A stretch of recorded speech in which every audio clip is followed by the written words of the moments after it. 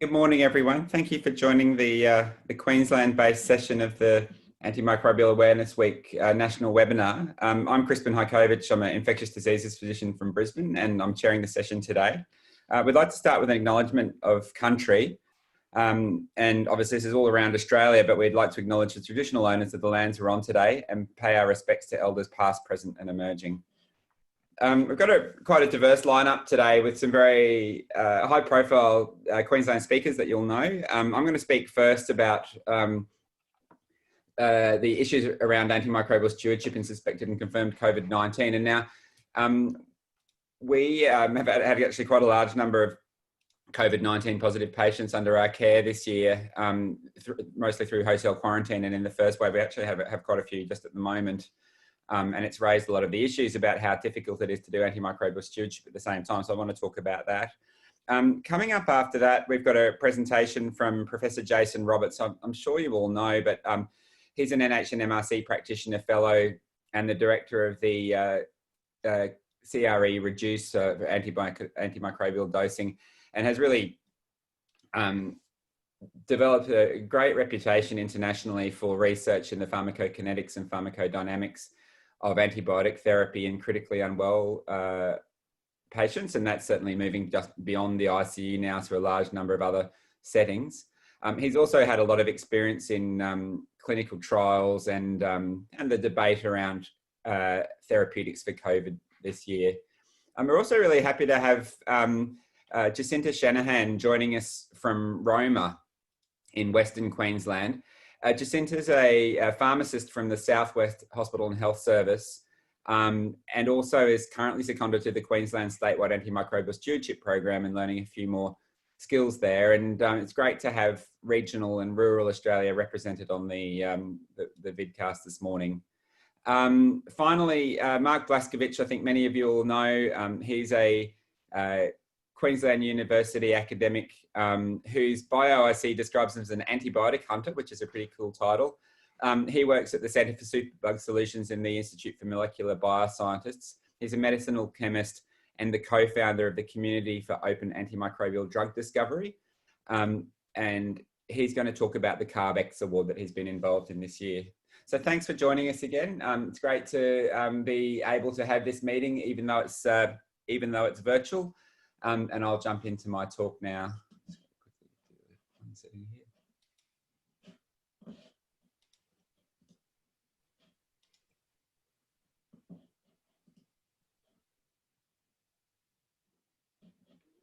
Right, I'm ready to go. Okay, so I'd like to talk today about the challenges of antimicrobial stewardship and the consequences for antimicrobial resistance in suspected and confirmed COVID-19.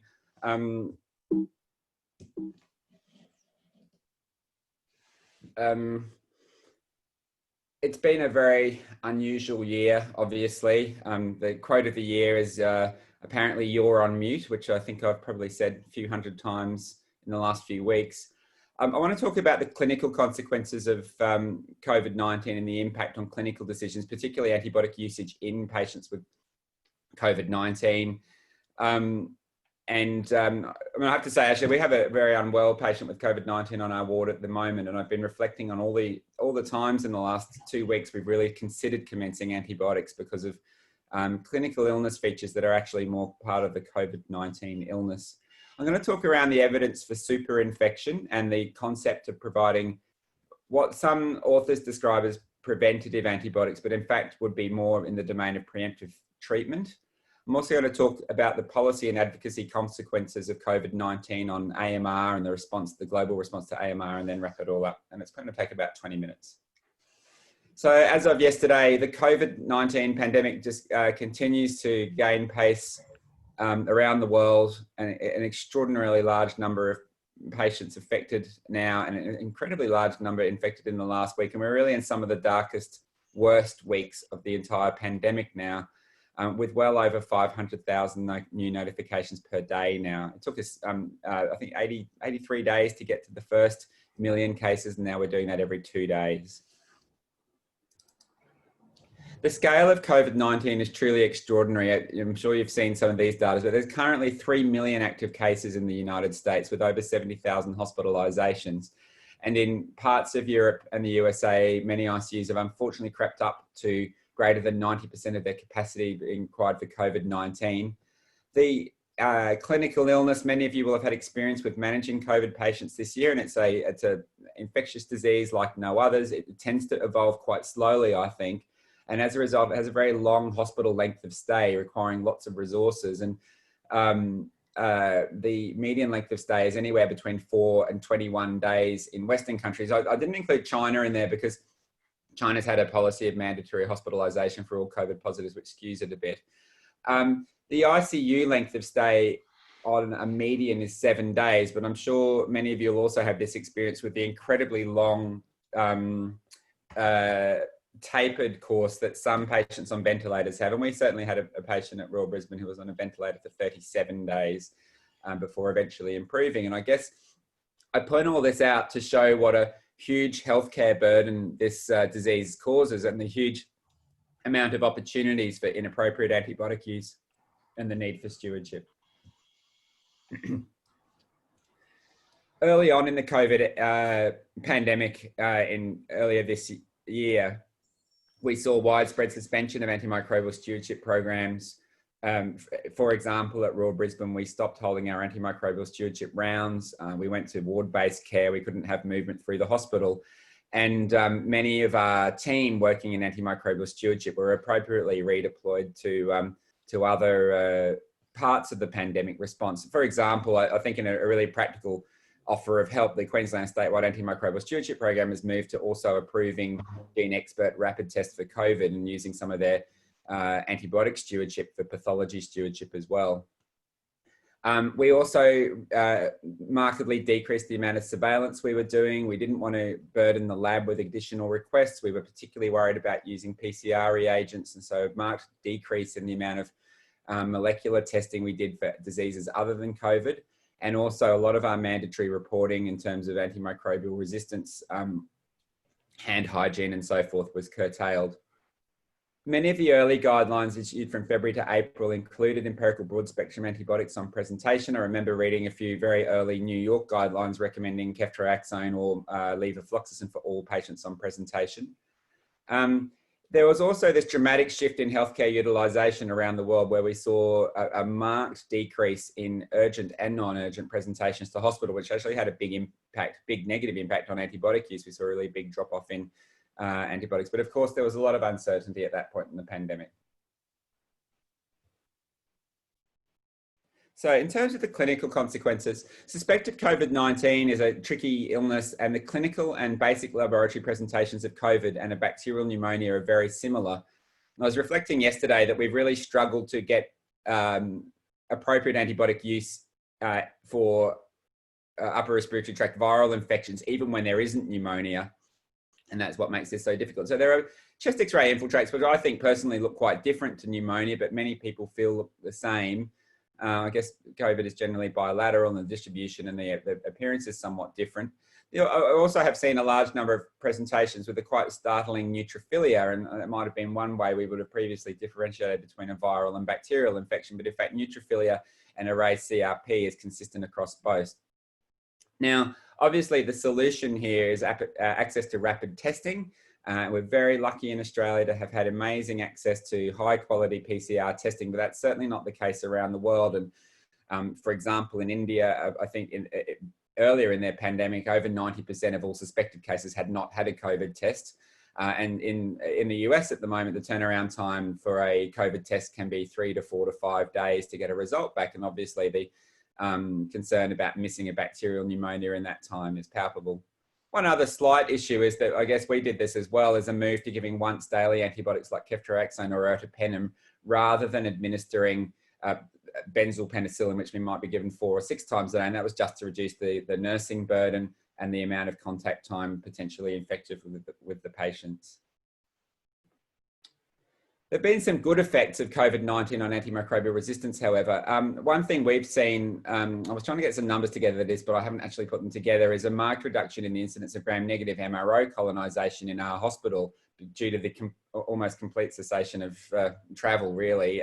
That was the vastly most common source of ESBLs and CPEs in our hospital, and we really have seen a huge reduction this year. It's also led to an increased focus on PPE, isolation and prevention of transmission of microorganisms in hospitals.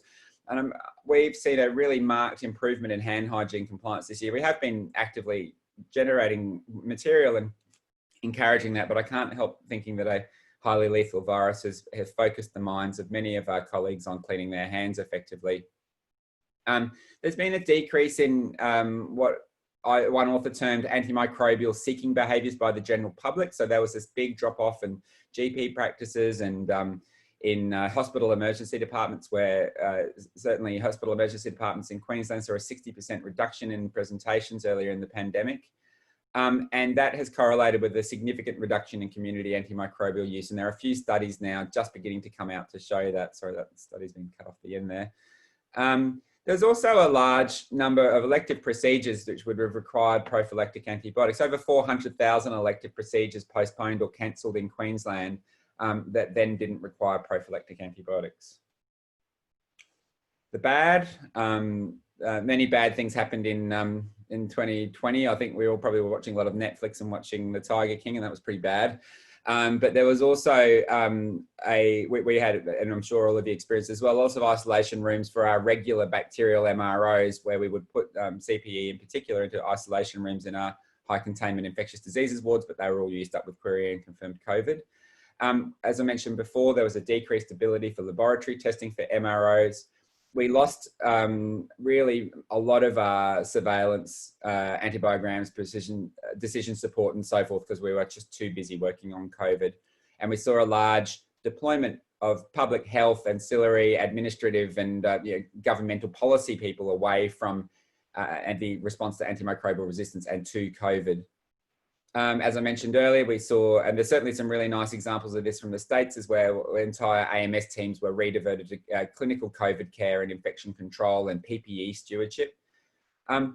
One phenomenon that we've seen now is, of course, a lot of procedures were deferred in March, April, May, but the consequence of that has been deterioration in the underlying disease, in particular some surgically correctable conditions and some cancers, for example, that have led to a lot of increased antibiotic use as those complications have occurred as a result of non-management of the primary medical problem. That's been a problem for months for us, and I think is going to be a problem for some time to come. We've had a large increase in presentations for individuals with respiratory symptoms to our emergency department, and it gives an opportunity. These people would never have come to hospital or come to our department before, but it gives an opportunity for inappropriate antibiotic prescribing. There is some evidence from overseas for this, and anecdotally I think that this has been a problem as well, but I think there has been a creep to use of more broad spectrum and precious agents in our population. We just haven't had as good visibility over our meropenem use, ciprofloxacin use and so forth, and as a result we have had a creep and increase in use there.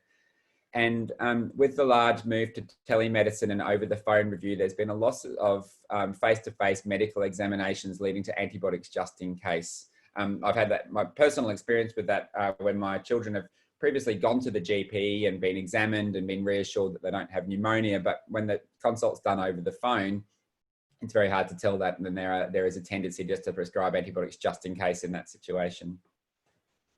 Okay, so I'd like to move on to the issue of superinfection, bacterial and fungal superinfection in COVID-19 now, and the conversation about whether patients with COVID-19 need broad spectrum empirical antibiotics. I suspect I'm preaching to the converted this morning on that one, but let's go through it anyway. Viral-induced susceptibility to secondary bacterial pneumonia is well described in influenza, and there are certainly lots of studies and concerns about that. It probably actually is an overstated problem in influenza as well, but I'm sure you've seen clinical cases of individuals with severe influenza that have then gone on to develop staphylococcal pneumonia and strep pneumoniae and other infections. There's a complicated pathway possibly leading to increased susceptibility to bacterial pneumonia, including the local immune response, change in the microbiota of the respiratory tract with an alteration in the predominant organisms, gut dysbiosis leading to changes that may allow in a niche to occur for pathogenic organisms, and then alterations in the pulmonary immune response, including depressed macrophage and neutrophil function and decreased inflammatory cell recruitment, things that are actually probably quite good when you have a viral pneumonitis so that you don't get this exaggerated response, but bad if you have a bacterial pneumonia. As I mentioned, superinfections are well described with influenza, with a study back in 2011 from Martin Loetcher suggesting a rate of about 17.5%. I've done quite an extensive literature review on this, but I have to say it's been quite hard to tell what the co-infection rate is in SARS-2 coronavirus, the virus that causes COVID-19, because of the poor quality of the microbiological components of the papers. It's been very hard to tell whether these patients have actually had a bacterial respiratory tract infection or if their endotracheal tube in particular has merely been colonized, because a lot of them haven't really reported any other compelling features of bacterial infection apart from the positive microbiology, which of course could just be colonization. There was a much more compelling UK study from Hughes et al. Looking at bloodstream infections in SARS-CoV-2, finding a rate of 3.3% of patients with COVID-19 having clinically significant positive blood cultures, excluding contaminants. And only 2 of those were thought to have a respiratory source. Both were gram-negative ventilator associated. The majority were either venous access sources or unrelated and non-respiratory. And importantly, there was no concomitant viral influenza or strep pneumo or Legionella, despite extensive testing in this study. The conclusion was that there was a low incidence of concurrent bacterial infection and no concurrent fungal infection in this study, and that seemed to be less of an issue with this virus.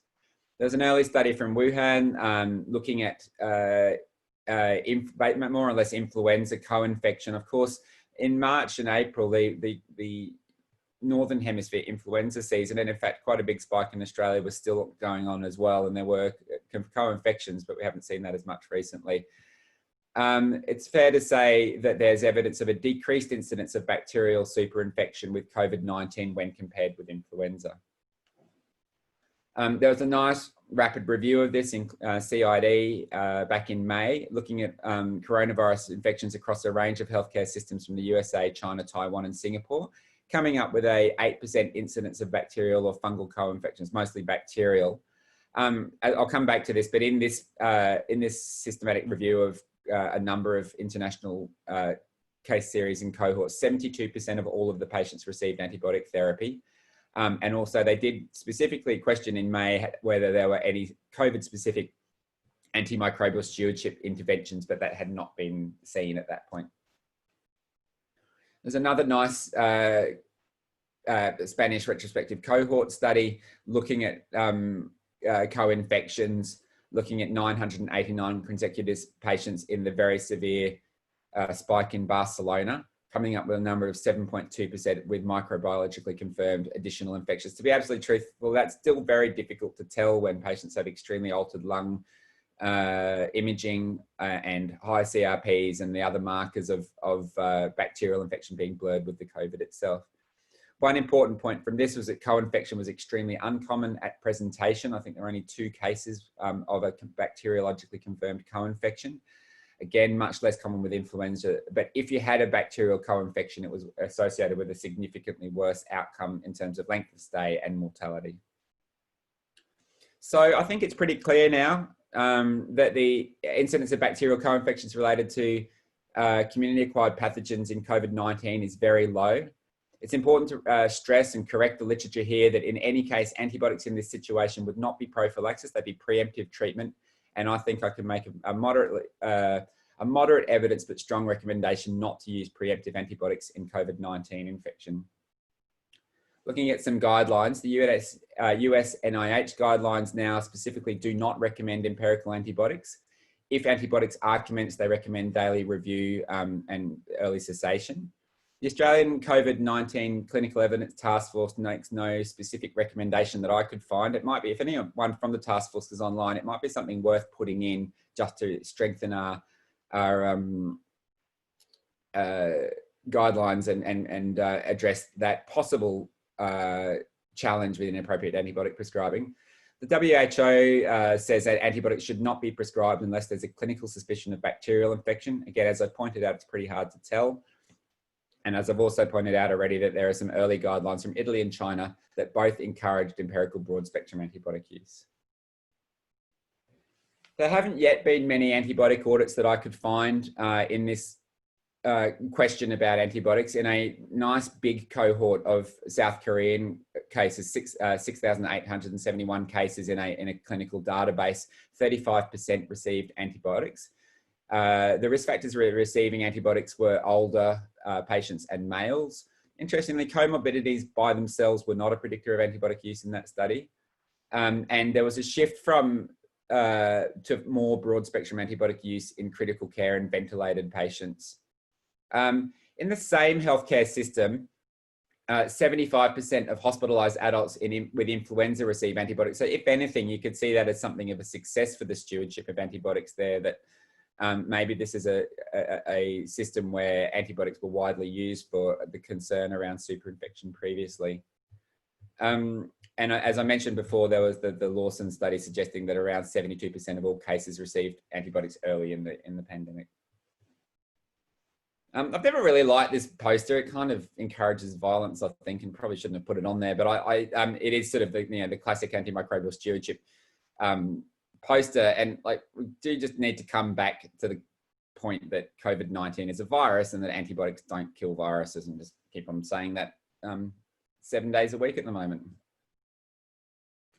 So moving from the clinical consequences and more and looking at the policy and advocacy consequences of COVID-19, I think there's been a lot of good that's come of the pandemic.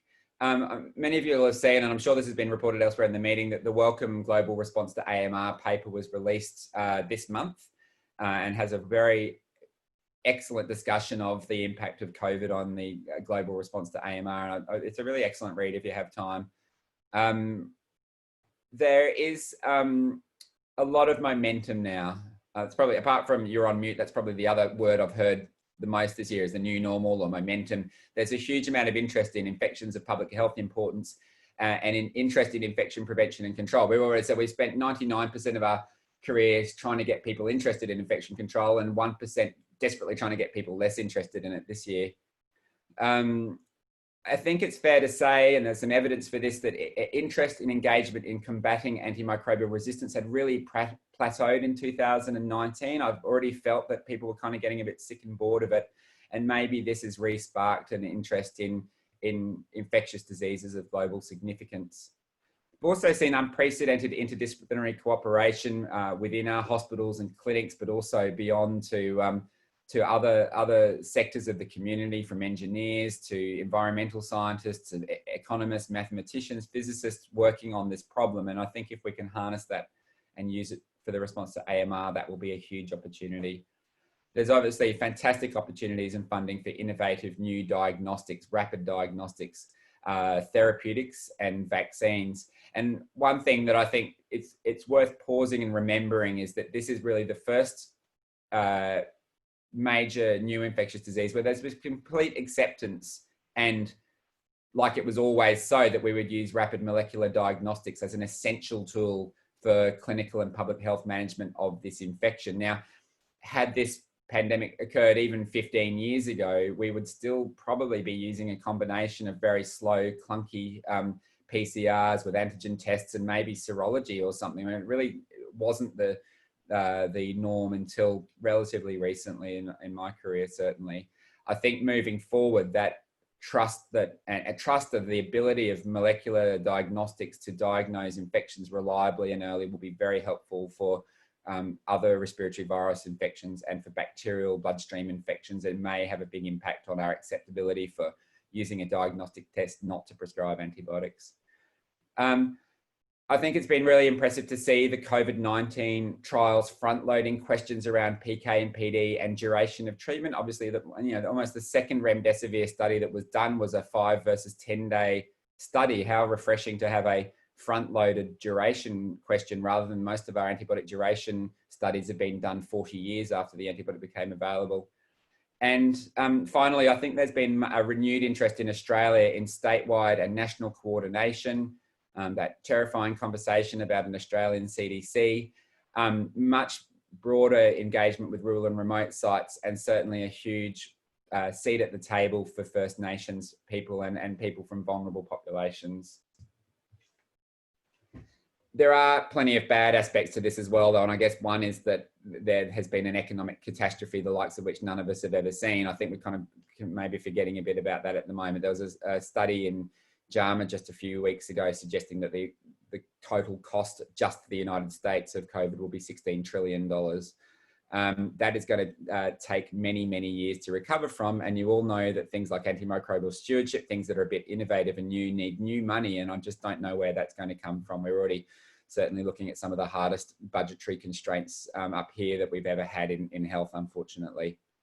There is a risk that AMR will be now delegated to a second order problem with a pandemic preparedness and response really taking the oxygen. And as a result, there is a potential for a capability and talent crisis. All of the young pharmacists, doctors, nurses, basic scientists, researchers, policy and governance will be swept off and involved in pandemic response when they might have flowed into AMS and AMR previously. And to be absolutely honest, it turned out that AMR probably was actually the #2 threat to human health when we were doing all those conferences, not the #1 threat. I think it's a pretty close race though, and I think we won't really know the answer to which was the more of a threat for at least another 5 or 6 decades as this more slow unfolding catastrophe of antimicrobial resistance occurs. So I mentioned some of the legacies already. I mentioned the role of molecular testing for infectious diseases. I would also like to really, it was amazing to see headline news in the Melbourne Age, for example, really just completely accepting the normalcy of urgent whole genome sequencing for an infectious disease, like it had never ever been any different, that you would get mass typing of sequences over 1 to 2 days, and that was unquestioned. There's been unprecedented knowledge translation in respiratory virus transmission, diagnosis and treatment, and vaccinations, I should say, and really a lot of hope that some of these amazing mRNA vaccines and other novel vaccines will be translatable to influenza and other respiratory viruses. And there's also been a marked increase in interest in zoonotic infections in general, especially for livestock and other food animals, and widespread acceptance of using molecular epidemiology and analysis for wastewater samples and in the environment as well. So in conclusion, the overall impacts on AMR and antimicrobial stewardship for COVID-19 are unclear, but I have to say, with a glass half full approach, costs and opportunities abound. Opportunities abound at this point, and we really need to be ready to take those. Just summarising this neatly, as I'm sure you all agree, there's no role for empirical antibiotics in COVID-19 infection, and that superinfection appears uncommon, particularly at the time of presentation. Having said that, as far as I can tell, at least early in the pandemic, most hospitalised patients worldwide had received antibiotics, and they were generally broad spectrum. Overall, COVID-19 is going to have a lasting legacy on AMR and AMS, and at this stage, it's unclear if this will be a net positive or a net negative. And I guess that's up to all of us to influence to an extent. Thanks, that's the end of my talk.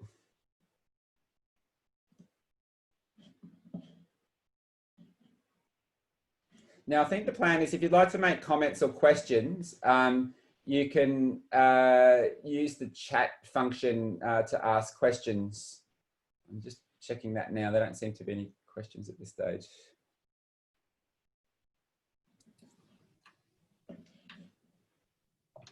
Morning, Krispin. Hi, Jason. There's also the Q&A facility as well. Oh, I see. Oh, I've got a different button. Yeah. Use too. There's no questions on the Q&A at the moment. All right, I've sort of actually used up my time anyway. So, Jason, this might be quite an opportune time for me to zip over. We'll probably have a bit more time at the end for questions anyway as well. But thanks very much for joining us, Jason. I introduced you already, but I just think we're really lucky to have you talking on the issue of lessons learned from the COVID-19 trials and so forth with your extreme knowledge in this field. And I'll hand over the floor to you now. Thanks very much, Krispin, and thanks very much to NCAS for their organisation of this seminar series. It's a fantastic series of presentations, and it's highly appropriate in World Antibiotic Awareness Week that we have something like this, and it's fantastic that NCAS has taken the lead, and as a group of Queenslanders, it's our pleasure to be able to contribute to this. So I'm just going to share my screen. I wonder if there's a mug for that. Okay.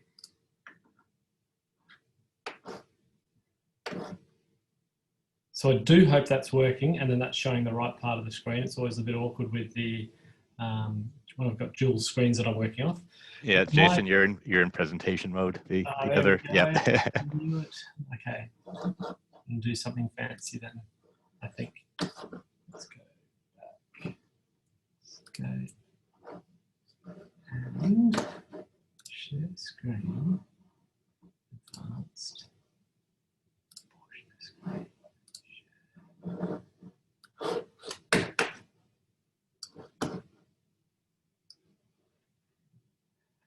All right, let's hope that works then. So good morning, everyone. Thanks very much for the opportunity to talk to you. I'm going to talk to you about some lessons that I've personally learned, and I think that a lot of people have learned about the therapeutic agents that have been postulated to work, have been tested, and then subject to various forms of clinical trials, and the lessons that have been learned through that process. And I think it's been just a really interesting practical example about why the research process is the way that it is, and how that you do need to be thinking about the different levels of evidence before you are applying a potentially new intervention to a patient, because as we'll see throughout this presentation, there's been some fascinating case studies, if I can call those use that term, for particular drugs where there was a lot of hope. That hope ended up being misplaced, unfortunately, and we learned through that research process about what the actual role of those drugs was in COVID. So I'm based at the University of Queensland and the Royal Brisbane Women's Hospital. And I've got a couple of acknowledgements that I want to make initially. The first one is to this working group within ESCMID, which I was fortunate enough to be a part of very early on in the COVID-19 pandemic, whereby there was a group that came together to try to summarise very early on as much of the literature that was available for the potential therapeutic compounds. Focus, like my talk, was on antivirals for this paper, but it was something which was very interesting.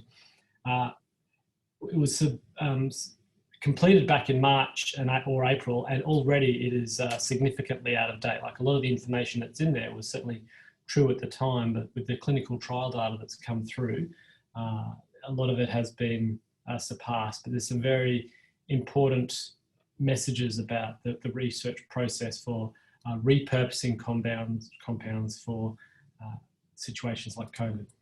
The second acknowledgement I wanted to make relates to the National COVID-19 Clinical Evidence Task Force, which I'm fortunate enough to be one of the team members of. And these living guidelines are a fantastic example of collaboration through very strong organisation to provide some really meaningful summaries of literature, and therefore to provide guidance for clinicians about what to do and how to interpret all of the evidence that's coming through. And I'll refer to these living guidelines throughout, but it's a fantastic resource that I'm sure a lot of you will be aware about, but it is certainly something which is worth everyone making use of. So the specifics of what I would like to discuss today are that to just give a bit of an introduction, which is not too dissimilar to what Krispin's introduction was. With, as you'll see, I've got my own John Hopkins slide, and then to spend most of the time talking about antiviral drugs, which have been purported for use in COVID-19 disease, and just going through a bit of a timeline for some of those drugs and what we learned about them over time, which I think has been very interesting. I want to talk very briefly about combination therapy, and then the importance of assessing drug interactions for some drugs, really just to highlight that many of these compounds are not innocuous.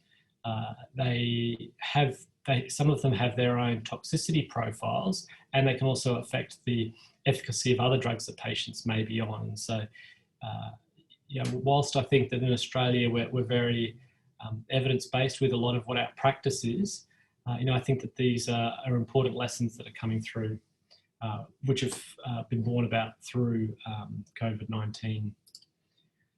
So, by way of introduction, probably don't need to spend too much time talking about this, but COVID-19 was declared a global pandemic back in March, and so it's really since since December, whereby there have been discussions in the literature and in practice about what drugs should be used. But that means that we've had nearly 11 months of time to consider what agents could be used for treatment of this disease. The mortality rates, certainly what were observed early in February and March and April, across China and Europe, were really quite devastating. And the caseload continues to increase. And although that the case fatality rate isn't necessarily as high as it was earlier in the year, to my reading, the pure numbers of patients that are still dying is really quite tragic. And so there is every justification for why this needs to be just such a major focus of all of our efforts. The other point I want to make is that, and I see that Rod James is online, and I remember seeing a tweet from him earlier in the year about how coronaviruses commonly cause infections in animals, and so we do know a little bit about these. And it was actually that tweet from Rod that gave me a bit of hope about vaccines as well, because apparently that the coronavirus vaccines had been developed in animals as well, and so he couldn't see any reason why that wouldn't necessarily be the case, that we couldn't develop those in humans. And so, of course, with that we have quite encouraging results that are coming through, and those vaccine results that have come through in the last fortnight really are quite encouraging, as I'm sure you would have seen. But there still is going to be many patients, in spite of a vaccine emerging, who will develop COVID-19 disease, either mild, moderate or severe, and will require some form of treatment to try and help them overcome that disease. So this is the graphic I downloaded. I couldn't quite work out if I downloaded mine before or after Krispin, but essentially tells the same story. This is a terrible global problem with dramatically escalating daily cases, so really is a major problem for global health, as well as society more broadly. In terms of the Australian caseload, you can see here that this is the daily case rate indicated by the blue histogram, with the yellow line representing the cumulative cases. That second wave really does highlight that Victorian wave that was overcome eventually, thanks to the sacrifices of many Victorians. But that sort of highlights how successful we've been here in Australia, and how fortunate we are that we haven't had to contend with the major healthcare challenges, if I could put it that way, that some other countries have had to deal with, whereby their healthcare systems have become so severely overwhelmed. So now let's start talking about some of these drugs that have been purported for use in COVID-19 disease. And as I said, that my focus is really going to be on antiviral drugs. I won't talk in much detail at all about steroids, which, as we know, that there's some really strong evidence now which supports use of steroids for patients with COVID-19. And, that's really part and parcel of treatment guidelines now. And for those of you that were on Twitter early this morning, you would have seen that the tocilizumab results from Solidarity, I think it was, were released by tweet. So we've progressed from press releases from recovery now to releasing interim results by tweeting. And so we look forward to the full details of that. But it's interesting that tocilizumab, an IL-6 inhibitor, has been shown to have some beneficial effects in that randomized controlled trial when some of the earlier studies, smaller scale studies, had not shown a benefit. So the first thing I wanted to point out is that there are like use of antibiotics more broadly in infectious diseases, there are different indications for use of drugs for use in COVID-19. We tend to focus on treatment. You know, what drugs should we use for patients with mild disease or moderate disease or severe disease, or can we use a singular drug across each of those? And increasingly what we've learned is that that's actually not the case, that a drug which may work in mild or moderate disease doesn't necessarily work in severe disease.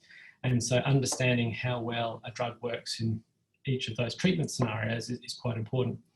But drugs can also be used for pre-exposure prophylaxis as well as post-exposure prophylaxis. And there's been some very nice trials which have been done around the world looking at this, particularly with hydroxychloroquine. I do believe that there's still a couple of major trials ongoing in Victoria exploring whether or not some drug therapies can be used as prophylaxis.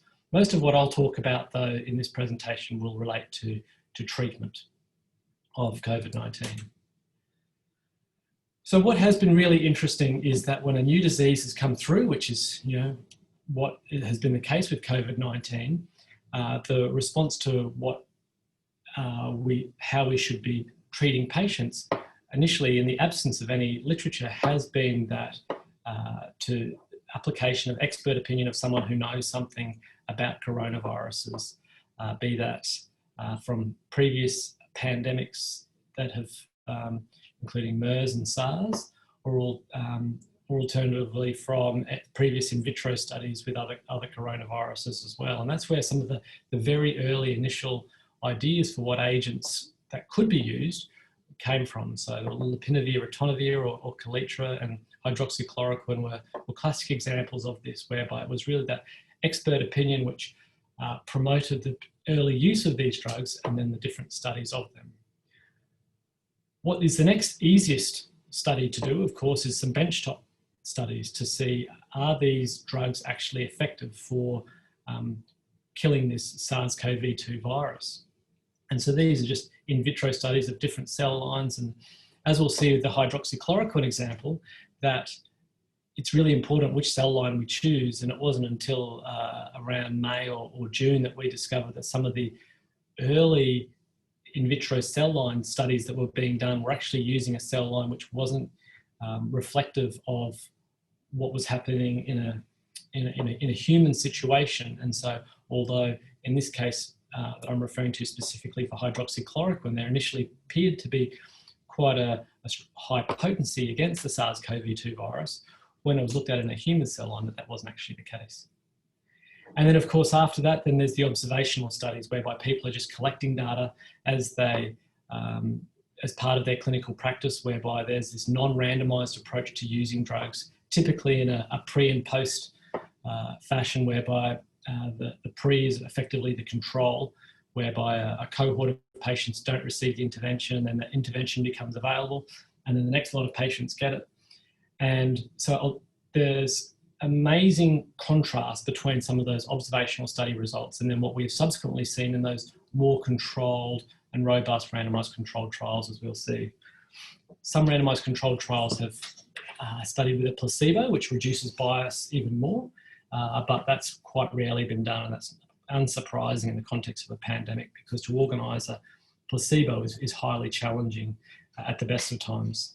And then finally, and the least complicated in some ways, I don't want to undersell how difficult a meta-analysis is, but you know, when we've got data of that's available that can be meta-analysed, and sometimes if we don't have enough randomised controlled trial data, then it ends up being observational studies that get meta-analysed, but otherwise it's the randomised controlled trials, which is certainly a far better way to interpret the data.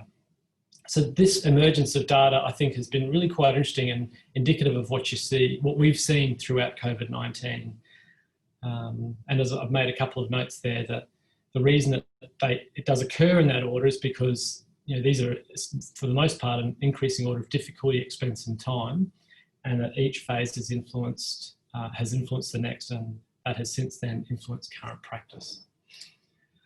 So back in March, Anthony Fauci said, what we know today is that there are no known proven effective therapies for the novel coronavirus.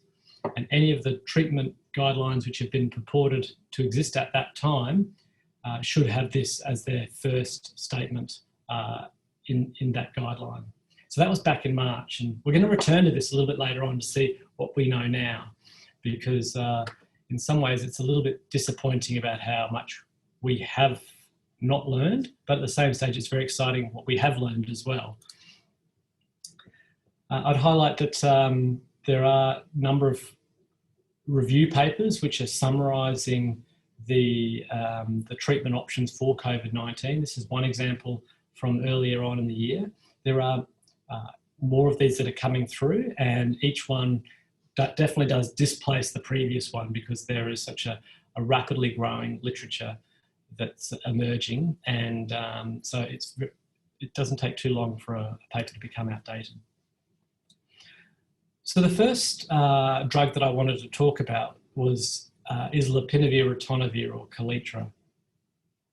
Now, as we know, this is a drug which is used as for treatment of HIV, so it is available in Australia, and because it was purported to have some in vitro potency against the SARS-CoV-2 virus early, it was rapidly put forth as an agent which should be used. And so there were many observational studies which then started reporting on the effectiveness of this, and they were generally favourable. And then thankfully it was subject to some later trials. Now the first point I wanted to make about these kind of drugs which are planning to be repurposed is that it's one thing to have potency data whereby a concentration is described to have some effect on killing the virus. It's another question about whether or not that concentration is achievable. So Kaletra is a very highly protein-bound drug. So that means that in the plasma, a lot of the drug is bound to plasma proteins. Now, if it's bound to plasma proteins, then it isn't able to kill the virus. And so it's only that unbound concentration of drug which is able to do that. And so if from a traditional pharmacokinetic perspective, if you're only looking at total drug concentrations for Lopinavir-ritonavir, and you're comparing those total drug concentrations, that's a mixture of both the bound and unbound, you would think that it is easily able to achieve these potency targets. Whereas if you think about it actually in the context of an unbound concentration, it becomes very clear that actually it is not possible to achieve those potency targets. And so that's what these simulations on this graphic are to demonstrate. So this was a small project that I collaborated on with Coen van Hasselt from the Netherlands. And essentially on this top graphic here, we have two different, we've got, this is Lopinavir-ritonavir total drug concentrations, with the darker lines being the mean exposure, and then the shaded area, the 90% confidence interval on that. So essentially this is where most of the patients will have concentration somewhere in this range. And then this dotted line, this dashed line here, represents the EC50. So that's the concentration which is able to essentially kill 50% of the viruses. And so if you look at this dose of 400, 100, 12 hourly, and this dose here, 800, 200, 12 hourly, that you get pretty close to the EC50 in terms of total drug concentrations with the standard dose, and with the double dose, almost all patients are able to get above that. And so that would be generally quite reassuring. But in the context of unbound concentrations, which is what this reflects here, same doses, so the lower dose and the higher dose, but they are well below the EC50. And so looking at this on first principles, we would think that actually this isn't a drug which is likely to work at all. And so although it does have some potency measure, it's not an achievable measure, unfortunately. But so this drug was actually subject to a number of important studies. So 2 randomized controlled trials in particular that I wanted to highlight. This one first from China, came through very early, and in their 200 patients, with the primary endpoint being time to clinical improvement, they found no difference in that time to clinical improvement with the odds ratio of 1.24, and you can see that 95% confidence interval crossing 1.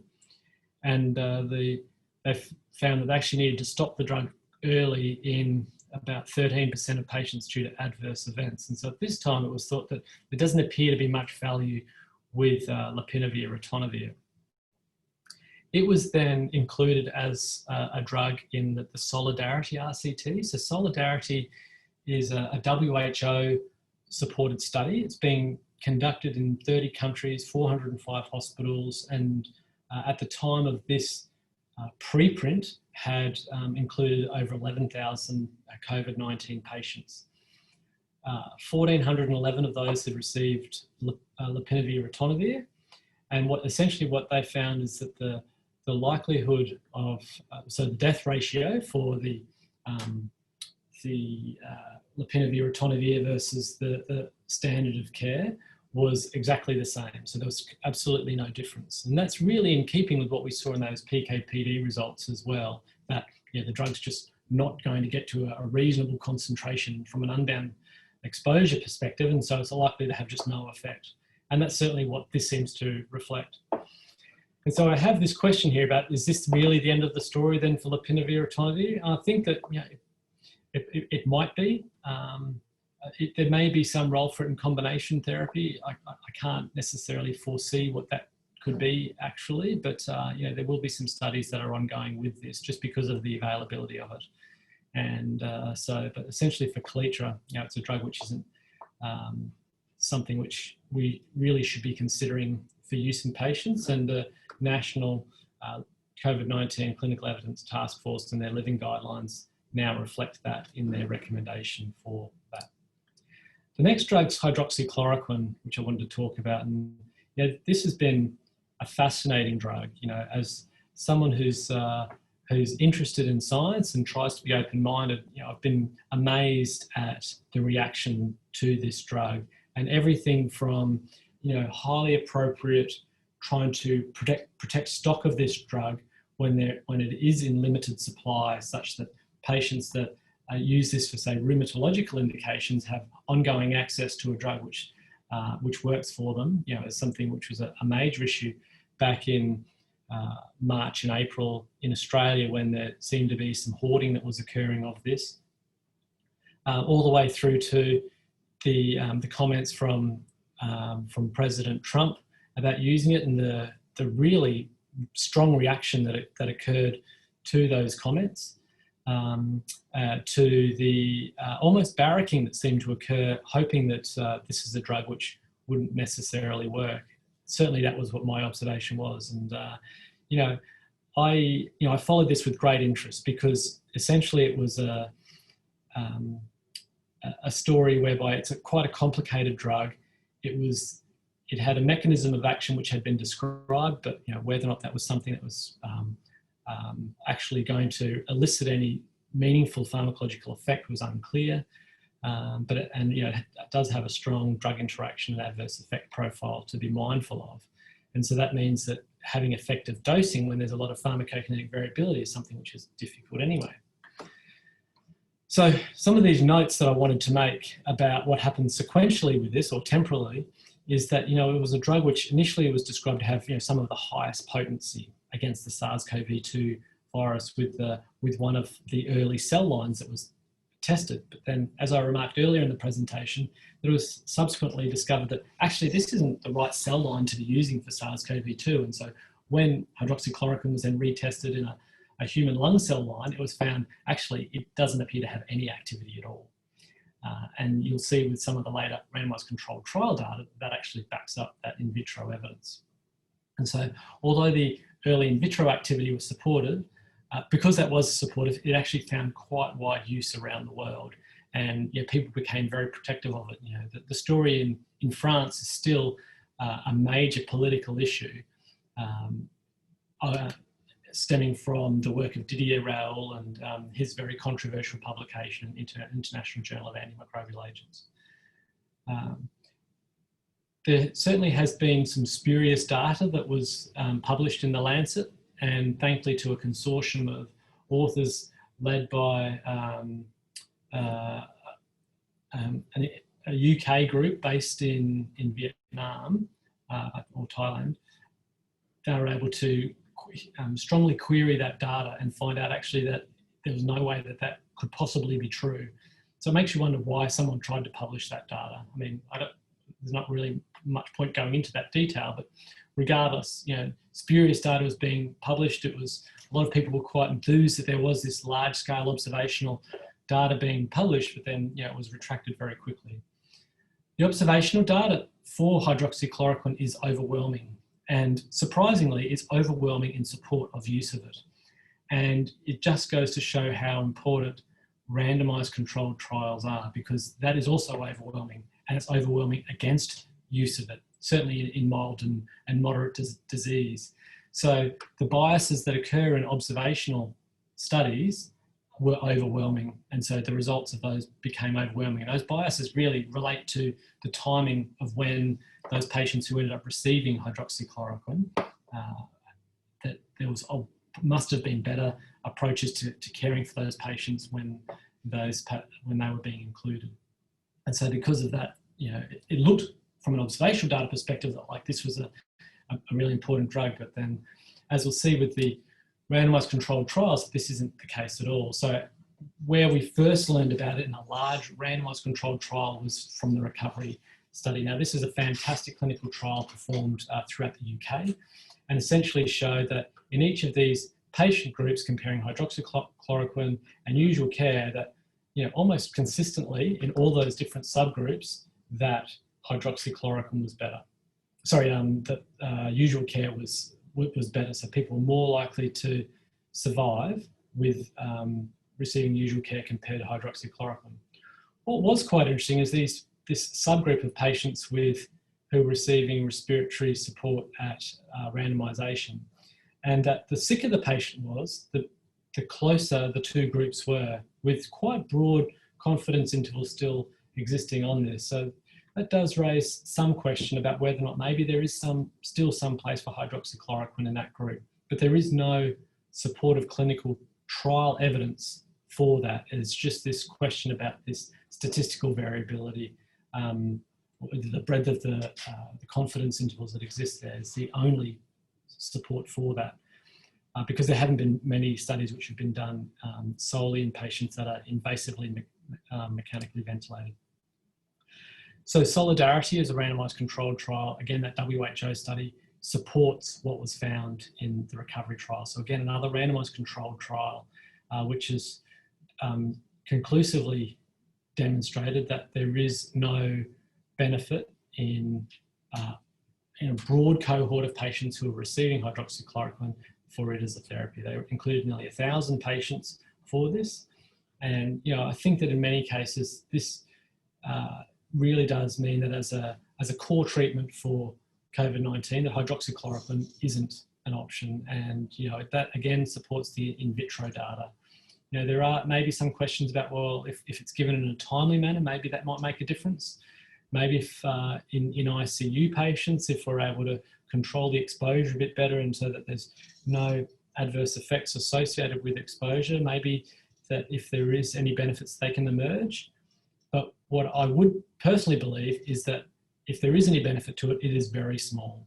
And so in terms of investing a lot of effort into furthering study of that drug, I would hope that we have other agents which we can target. The final drug I wanted to talk about is remdesivir, which I think has even been more fascinating than hydroxychloroquine. So remdesivir, a lot of you will know about this. I don't need to go into it in too much detail. But I want to talk about the process through which it became popularized and then so highly sought after internationally. And a lot of it did come from initially this case series. You know, there was this big thirst in the healthcare community as well as the greater public to try and find a drug which is going to help treat patients with COVID-19. And so I don't remember many case series that NEJM have published, and certainly not many case series which have as many industry co-authors on it. And I can't remember what the actual numbers were, but it was certainly more than half. But essentially in this case series, they showed that there was clinical improvement in 68% of patients, and that was received very favourably because, well, maybe this is a drug which seems to be quite well tolerated and patients are doing quite well. Let's try, you know, and so there were people thinking, well, you know, maybe remdesivir is the drug we need to then focus on. Fortunately, Gilead, to their credit, made a big effort to try and generate some clinical outcome data.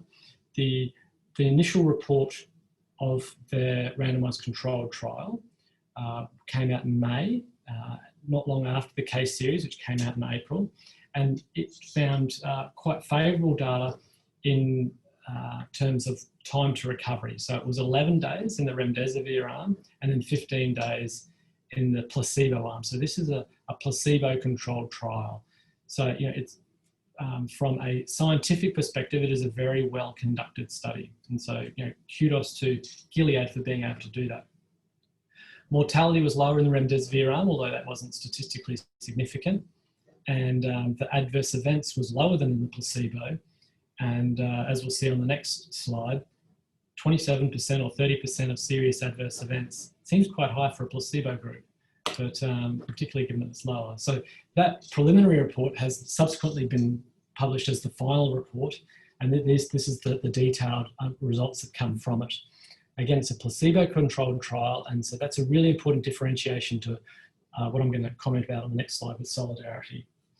Main points are that as we look at these plots here, that in terms of the proportion of patients that are recovered, quite consistently, remdesivir outperforms placebo in the overall patient groups, those not receiving oxygen, those receiving oxygen, not necessarily achieving consistent statistical significance, certainly in this patients that have high oxygen requirements, and there appears to be no difference at all in mechanically ventilated or ECMO patients, and that's a consistent theme across all drugs that have been studied, all antiviral drugs.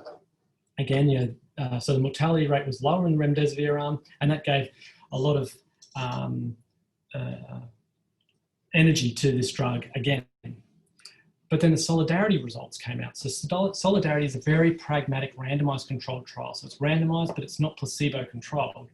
But it included more patients, sorry, this is remdesivir, more patients than there was in the ACT-1 study, and found that essentially, if we look at these plots here, that, you know, there is no difference at all in remdesivir versus standard care. And if we look at these different groups of the different age groups, so less than 50, 50 to 69, 70 plus, that there's, you know, no benefit across those as well. And the ventilated and the non-ventilated patients, that, you know, that the measure of central tendency does sit on one side of one, which is actually favourable to remdesivir, but it isn't statistically significant, as you can see from those confidence intervals. And so what does this mean for remdesivir? Well, it means, well, maybe that there is a benefit in oxygenate in patients receiving low oxygen support, but certainly not those that require ventilation. This is what's reflected in the National COVID-19 Clinical Evidence Task Force.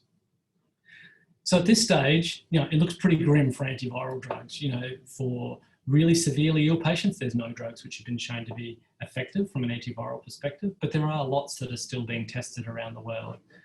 And so I've listed some of those there, and you'll know about those. If there's one that I could highlight, which is being studied in the ASCOT trial throughout Australia, New Zealand, and India, is nafamistat, and this is one that we're really quite interested in.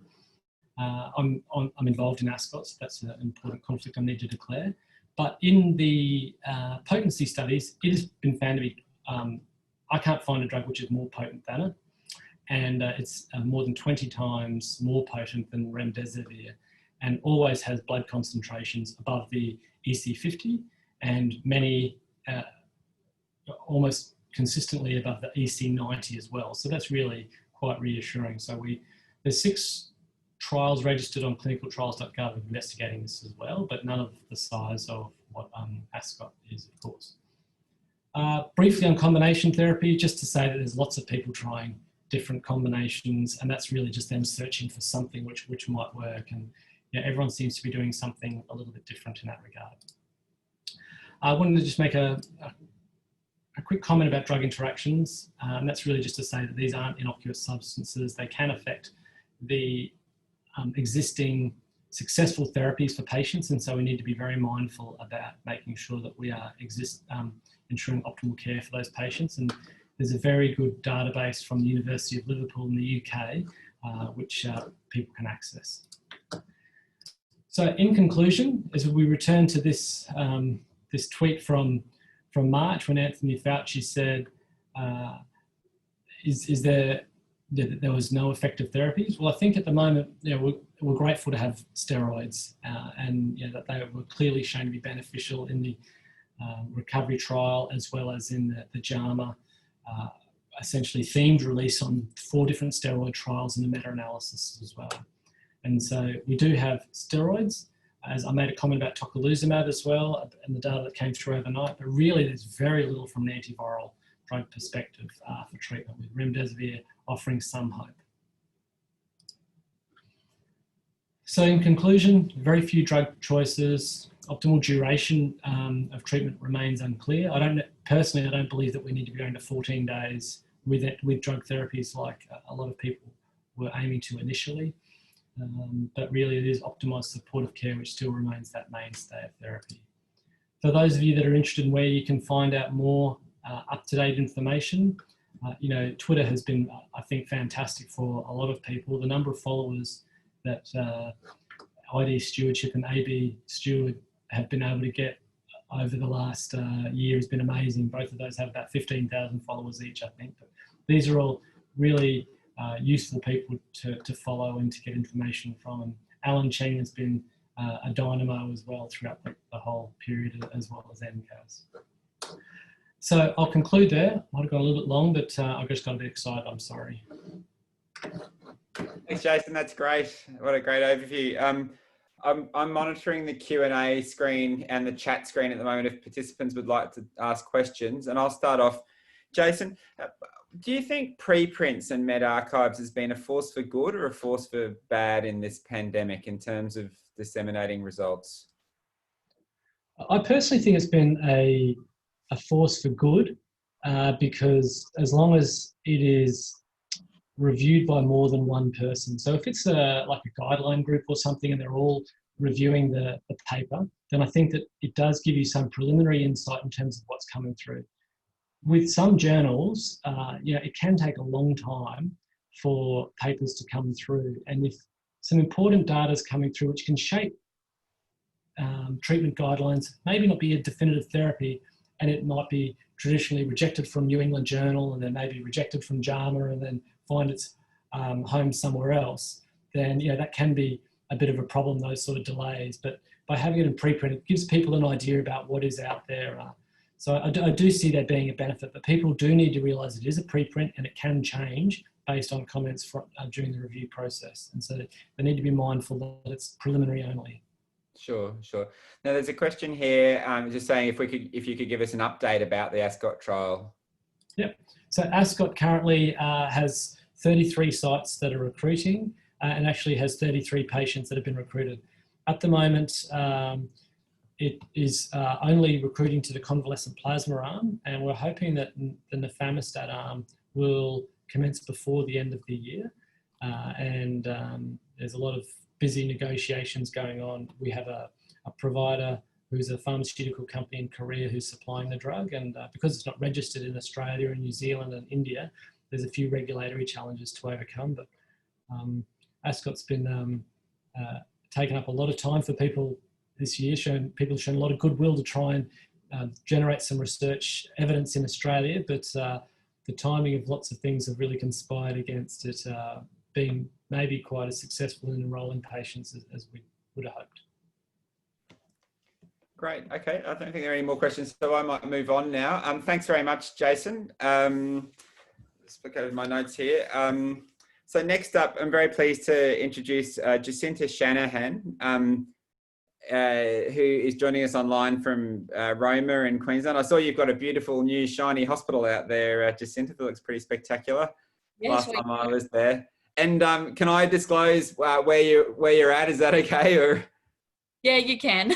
Yeah, so Jacinta unfortunately is quarantining at home after a trip to Adelaide, doing the right thing though. And I'll just reach out to anyone online from Adelaide and hope you guys are going okay there as well. And I'm sure other states will be following you. This is a very infective, terrible virus. So Jacinta, thanks so much for joining us. You're a pharmacist at Roma Hospital and Southwest HHS, but you're also on secondment to the Queensland Statewide Antimicrobial Stewardship Program and learning a few new tricks there as well. Yes. Well, thank you. Thanks very much, Jacinta. Over to you. Thanks very much, Krispin, and thanks very much, NCAS, for the opportunity to speak today. I'll just get my screen sharing. Hopefully the home Wi-Fi holds up for the presentation today. So hi everyone, my name's Jacinta and I'll be speaking with you today about antimicrobial stewardship in rural and remote Queensland. Firstly, just a bit about myself and the region I work in. I'm the senior pharmacist for the Roma Hospital in the Southwest Hospital and Health Service. I started with Southwest about 2.5 years ago, and over that time have worked closely with the Queensland Statewide Antimicrobial Stewardship Program.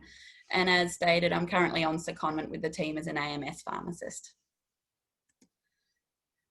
So, firstly, I'd like to start off by giving a bit of background to the area I work in to give the presentation a bit of context. The health service I work in, like I said, is Southwest Hospital and Health Service. The health service covers almost 320,000 square kilometres, or takes up 21% of the state of Queensland. And we have a variety of different models of healthcare facilities within it. We service a population of approximately 26,000 within the health service, but we do also get a lot of tourists and travellers and of course FIFO workers in and out of the mines and gas lines. We are situated south of the Tropic of Capricorn and therefore we're defined as non-tropical. Southwest has two main referral facilities outside of our health service, the first being Toowoomba Base Hospital in the Darling Downs Health Service and the Princess Alexandra Hospital in Brisbane, Metro South. These are situated 342 and 474 kilometres away, respectively. To give a bit more of context to those in southern states, my health service is 1.4 times bigger than the entire state of Victoria. The facilities within the health service have rural generalist medical staff, in addition to flying specialists who visit, such as surgeons and obstetrician gynecologists. However, we do not have on-site ID physicians or clinical microbiologists.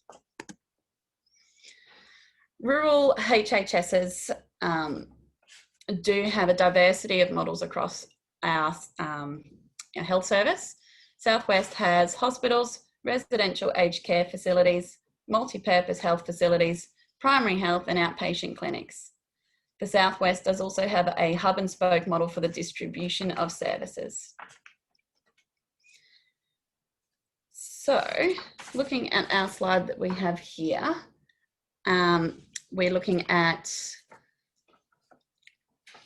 some stark differences when it comes to the implementation and maintenance of an AMS program. When you compare to a tertiary hospital, you can see how adaptability as a healthcare professional becomes of high importance in these settings. In a tertiary hospital, AMS programs can be based on traffic light restriction models, have phone-based or electronic approval systems that allow for access to antimicrobials within a 24-hour time period. These AMS systems are based on choice of antimicrobial and also assumes fast micro turnaround and logistics of investigations. Infectious diseases teams and dedicated AMS pharmacists are available for patient review and follow-up in a timely manner. These models also allow for a limited supply of restricted antimicrobials if required. This is in contrast to rural HHSs in general, where there are limited resources to contribute to AMS. This includes limited access to specialist infectious diseases advice and untimely access to unlimited access to antimicrobials. including those stocked only in pharmacy departments, as there is after-hours access due to pharmacist staff only being available during business hours and on weekdays. Rural HHSs also have a great amount of workforce variety, such as locums, visiting medical officers, nurse practitioners, and RIPERN endorsed registered nurses, which can present a challenging environment to implement and enforce clinical governance as set out by clinical care standards. Pharmacists in health services such as ours are rural generalists, and therefore AMS is not the sole focus of our day-to-day job. We really are the jack of all trades, but masters of none, so to speak. So once again, just looking at our facility types and models, there are 3 hub sites in the southwest, and they are Roma, St George and Charleville. And these are the only facilities that employ clinical pharmacists on site. There are 2 pharmacists based in Roma, including myself, and 1 pharmacist each at both Charleville and St George. The hub site pharmacists provide outreach to smaller spoke sites within their districts, in addition to the hub facilities.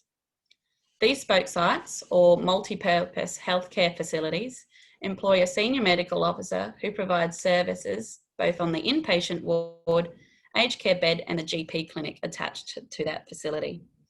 Therefore, as you can see, due to limitations on resources and time, having an AMS procedure in place with support is key in achieving AMS and optimal patient outcomes. As far as support from a hub hospital is concerned, I'll talk about the Roma hub and spoke district. So the Roma spoke sites are Mitchell, here, Injune and Surat, just hidden under here. These sites sit 89, 91 and 81 kilometres away, respectively, from Roma in different directions. And then we look at the hub sites. So we've got Roma, and it's 169 kilometres to St George. Over across to Charleville is 388, and then from Charleville back to Roma is 266 kilometres. So we do have to cover a fair distance. This table gives a bit of an overview of the 4 hospitals in our health service. Just a note, Cunnamulla Hospital is considered a spoke site of Charleville Hospital for the delivery of services. Roma is the main referral centre for our health service. Despite being the main referral hospital within the health service, we still encounter limitations due to our size and distance to other larger centres. We are extremely lucky to have a CT scanner in Roma, which is very handy in diagnosis of some infectious diseases, enabling us to identify source and narrow empiric spectrum as appropriate for our patients without the need to transfer to a larger facility. I will discuss other barriers further on in today's presentation. So I thought I'd share with you a case that occurred in our health service earlier this year, and how recent changes to the way we educate and monitor AMS in our smaller nurse-led facilities has had a positive impact on patient outcomes in an environment that can be really quite challenging. I'll continue to reference this story as we move throughout the presentation. So introducing Mr. CA. Mr. CA is a 72-year-old gentleman who was brought into one of South West's MPHS facilities by ambulance after a history of general lethargy, vomiting, subjective fevers and rigors. On examination, he was found to be febrile to 38.1, hypotensive and had a lactate of 2.8. He and his wife weren't local to the area and were travelling back home to their home on the Gold Coast. Staffing wise, as a bit of a background, Injune has no pharmacist on site. A pharmacist from Roma visits once a month. However, Roma Hospital Pharmacy are available on the phone for clinical inquiries during business hours on weekdays. The senior medical officer on that day who saw Mr. CA was a locum, and the 2 registered nurses working the floor were both within their first 3 years of their careers. One was a grad nurse. Their director of nursing was not on site that day. So barriers to an AMS program uptake in a rural area. A lot of that is due to the following factors. So limited access to specialist input, meaning developing AMS program designs and quality improvement strategies, as well as limited patient-specific advice available. there is generally a lack of clear patient-specific guidelines, lack of clear governance structures, and limited staff resources dedicated to AMS. Prescribing workforce is quite diverse, as mentioned earlier. We also do experience a high turnover of staff in these rural settings. And of course, there's a lot of facility diversity, as stated, and geographical isolation from larger centres. So barriers for rural facilities in the diagnosis of infectious diseases. So we can't process pathology for formal bloods on a lot of our smaller sites. And in fact, one of our hub site hospitals are unable to process formal bloods. They all need to be sent to Roma pathology. There is remote reporting on X-rays and even CTs in Roma, and access to antimicrobials is often nurse-led in smaller sites and rely on ordering appropriate quantities of antibiotics through their hub hospital pharmacies. So within the Roma district hub and spoke models, our spoke sites don't have the ability to process that pathology and microbiology. So in the case of Mr. CA, all formal bloods have to be sent to Roma for processing, and blood cultures then have to be sent onwards to Toowoomba Base Hospital for culturing. If they haven't made it to Roma by about 12 to 1 p.m, then it misses the courier to Toowoomba.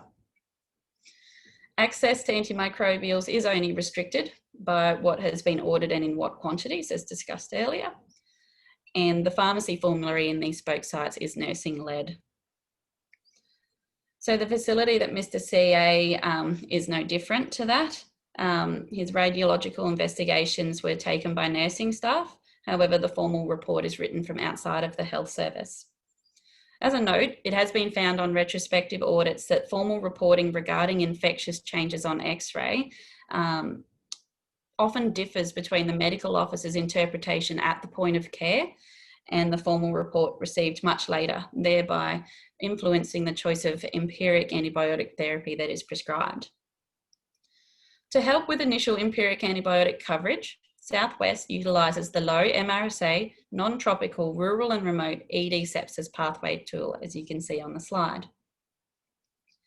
This tool is designed to give staff support in an area with minimal resources. These tools are designed to complement the health service area they are used in as well. For example, Southwest has a 13% MRSA rate, and so the guidelines have been built to reflect this. In Mr. CA's case, if this sepsis tool had been utilised to its full capacity, then he would have scored as having sepsis or septic shock.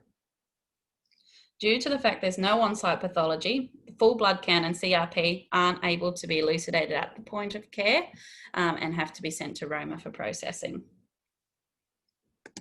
So now I'd just like to talk a little bit about the Queensland statewide AMS program, which are the team that consult in for ID and AMS support across not just Southwest, but 3 other rural and remote HHSs in Queensland. So they provide ID and AMS support, both clinically and on the creation and maintenance of policy and procedure within our health service. So it's a centralised service that has ID physicians, AMS pharmacists, and clinical nurse consultant and a program coordinator. So they provide us with audit opportunities and feedback on those audits, clinical service provision, on-site visits and focused education.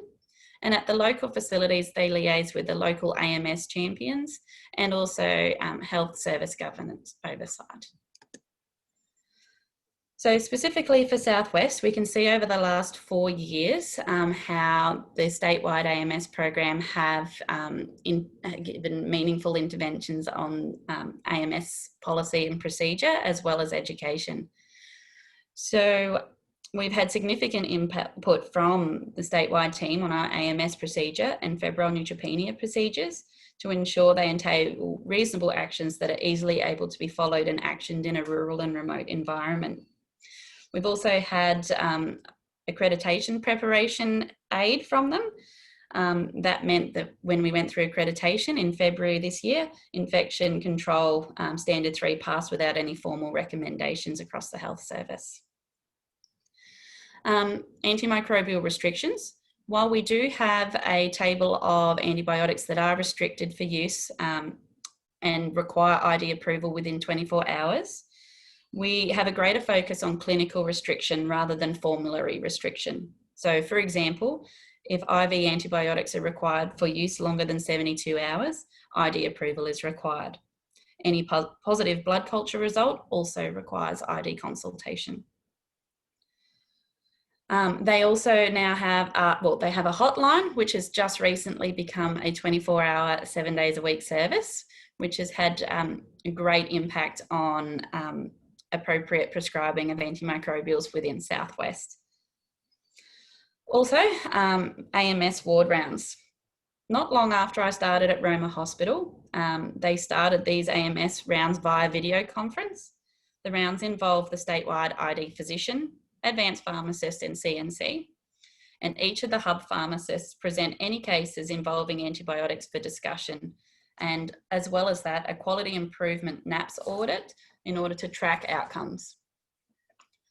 The intern medical officer and ward senior medical officer at Roma also often attend these rounds to ensure prompt action of any interventions discussed.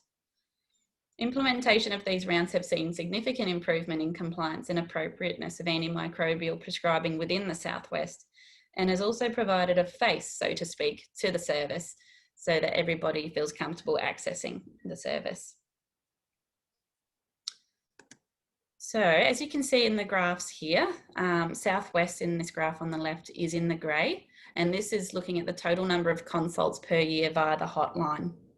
So as you can see, particularly over the last 2 years, there's been a dramatic increase in the amount of consults, and that can be seen in the graph next to it as a directly proportional result. Compliance with guidelines and appropriateness has increased for South West. You can see here we are HHS number 2 in this graph. So this, in those who may not be able to see it, the yellow here is pre and then post here for guideline compliance, pre-appropriateness and post. So quite encouraging results. We also can see here South West guideline compliance baseline, and our work in 2020 so far is proving to be very positive with an increase in percentage compared to baseline. Looking here at the usage of most common antibiotics for rural HHSs, as you can see, usage is quite low and downward trending across the 3 HHSs presented in this slide. South West is HHS number 1 in this particular graph. And while our numbers are quite low, the exciting things about these graphs are the decrease in use of broader spectrum antibiotics such as Augmentin Duofort in the yellow here and ceftriaxone up here in the reddish brown. So we can zero in on that a bit more closely to see the trends in those 2 antibiotics. So since 2014 through to 2019, all 3 hub sites in South West have experienced downward trends in both of those broader spectrum antibiotics, which is very encouraging. So while the hub site rounds have had excellent success at the hub site hospitals, there has not been a similar level of support implemented at the spoke site hospitals. So we have recently started nursing AMS rounds via video conference, which is education given to nursing staff in the rural and remote settings to line up with proposed changes to the AMS clinical care standards, as well as giving education, empowering and supporting the nursing staff. So back to Mr. CA. He first became known to myself when preparing for our second ever nursing AMS rounds. I called the facility where Mr. CA was admitted and was told the plan was to discharge him that morning. He had only been admitted the day before. So I encouraged nurses to present him at ward rounds despite the fact he was leaving. So when it came to rounds, the before mentioned information was presented by nursing staff. At the time the nurses gave the presentation, no source of infection had been identified in notes and no formal bloods had been sent through to Roma for processing at that stage. Antibiotic-wise, he'd received gentamicin, ceftriaxone and benzylpenicillin as an inpatient. In June, istat blood gases and chemates are used to indicate the patient's state in the absence of formal pathology, as you can see up here on the screen. As you can see from this slide here, formal bloods, whilst taken on separate days, the 15th and 16th of September, they were both arrived and were registered and processed in Roma at the same time. And this was after the patient had been discharged. So during the presentation by the nurses, we were then made aware that the patient had been discharged after less than 24 hours with oral augmentin. From that point, clinical escalation with support from the statewide team began in our HHS in order to make sure the patient was appropriately followed up. At 10 p.m. that same night, the SMO was made aware that the blood cultures had returned a positive result for a gram-negative bacilli after 2 hours incubation. By this time, the patient was approximately 300 kilometres from Injune, heading towards Toowoomba. By Thursday afternoon, we had managed to track the patient down and send him onwards to Toowoomba base for ongoing treatment of a Klebsiella bacteremia. Follow-up after the rounds included education and support of junior nursing staff involved in the case, and the case did highlight the benefit VC AMS rounds for nurses had in these rural and remote settings where resources and support is quite limited. The aim of these rounds are to increase AMS awareness within our health service and prepare our facilities for moving towards the new AMS clinical care standard that is due to be released soon. One thing that has been the focus of our rounds is empowering nurses to utilise resources such as the therapeutic guidelines and the sepsis pathway to ensure that treatment is safe, appropriate and timely in focus with the 6 rights of medication administration and appropriate review of therapy. We have been active in education around assessment of antibiotic allergy and the importance of taking a thorough antimicrobial allergy history. Upskilling our nursing staff in both current and incoming quality statements within the clinical care standard will hopefully help to balance out the limitations the tyranny of distance has on microbiological testing turnaround times. So how can you guys give us a hand in rural areas? So for those of you in metropolitan hospitals, this is aimed at giving an idea of how you can help us due to the limitations discussed throughout this presentation. I've included a picture of our nice shiny new hospital we recently moved into in Roma last month. While it looks like a facility that would be free from the before mentioned limitations, you can't judge a book by its cover. In reality, there hasn't been a major change to resource availability concerning diagnosis of infectious diseases, despite it being a state-of-the-art facility. However, one major positive change for us in the pathology department is the installation of a gene express machine for the prompt return around of nasopharyngeal swab results, including those for testing COVID. Prior to the new hospital, all swabs were sent to Toowoomba for processing, creating a significant delay on the return of results. So this is definitely a step up. If you have a patient due for back transfer to a rural hospital, it is really important to determine what resources are on hand at that hospital prior to the back transfer. For example, as we are a HHS with lower MRSA rates, we do not have routine usage of certain antimicrobials, such as vancomycin or meropenem, and as such, don't keep a high quantity of stock. If we do have a patient on vancomycin in Roma, there is significant planning involved as we cannot process vancomycin levels on site.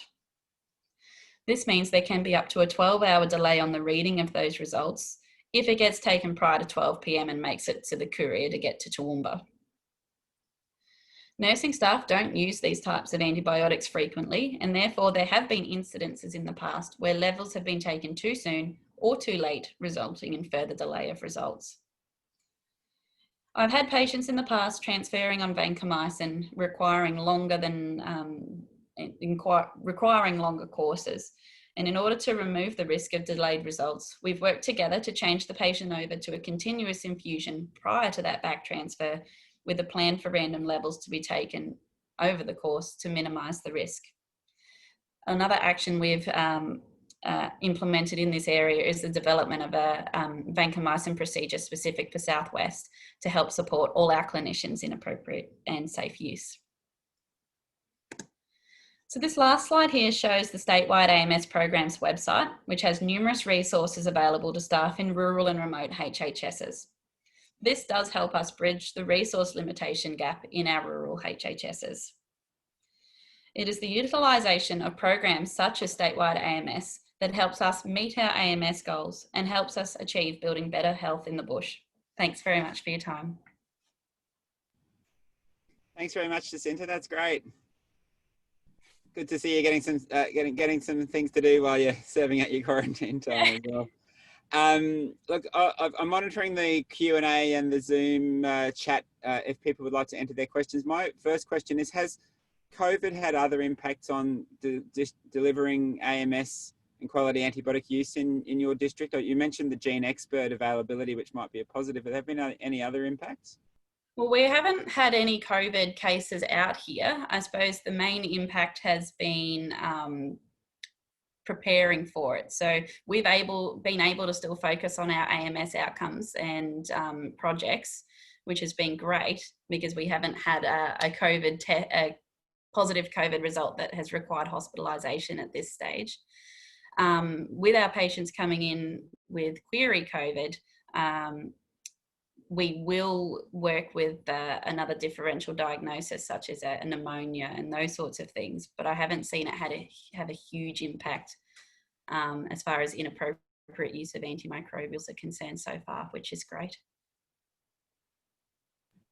Excellent. And the work on the nursing AMS is really exciting as well. I guess a lot of those smaller satellite hospitals wouldn't have a pharmacist and often have pretty junior rotating medical staff as well. So I think that's really the way forward. And I wonder, is there any talk of resourcing that or providing, actual FTE or resources for nurses to do AMS? And you often have these rural nurses that do sort of all of standard, they do the infection control and the AMS, and it's all just tagged on top of their exceptionally busy, regular day-to-day duties. Yeah, I'm not aware of any FTE being allocated at this stage. But I suppose our aim from the standpoint of implementing these rounds is to try and empower everybody despite, usually one nurse having the AMS portfolio on top of their other jobs. So the more we can educate, I think, the better in the absence of talk around increased FTE and those sorts of resourcing questions that are all up in the air at the moment. Just because our funding model is a bit different to bigger hospitals, the allocation of those funds can be very difficult to, start the conversation, I suppose, and making sure that they're meeting all areas of need within our health service in a limited resource environment. For sure. Look, there are no more questions that I've got here, Jacinta, so thank you very much and hope things go well. I'm completely addicted to Schitt's Creek on Netflix and I just am longing to get quarantined so I can watch all 6 seasons. So I hope you find something like that as well. Thank you. Netflix has definitely had a workout. Hand over to Mark Blaskovich now. I've already mentioned his affiliations, but Mark's a really a luminary of the antibiotic drug discovery and drug development field, and he's going to update us on its exciting work on the CARB-X award. Thanks, Mark. Thanks for coming along today. All right. So hopefully you've got the right version of the screen presenting. Yeah, I've got a good version of your main slide there. Yep. Excellent. So this talk's going to obviously be a bit different from the previous talks that we're focusing a lot more on the clinical side of antibiotic resistance. This is going to the early stage of trying to develop new antibiotics. And I think everyone is aware that new antibiotics are rare entities. And the main reason for that is financially, the market for new antibiotics just isn't there. And so companies, all major pharmaceutical companies essentially have exited from antibiotic development. So the ability to develop new antibiotics is now focused pretty much entirely on very small biotech companies and university research. And trying to raise funding to develop antibiotics, particularly in what they call the valley of death from early stage discovery getting through into human clinical trials, there's very little funding out there. It's very difficult to raise venture capital funding because they see that there's no market for antibiotics, or you can't charge a significant amount of money for a new antibiotic on the market.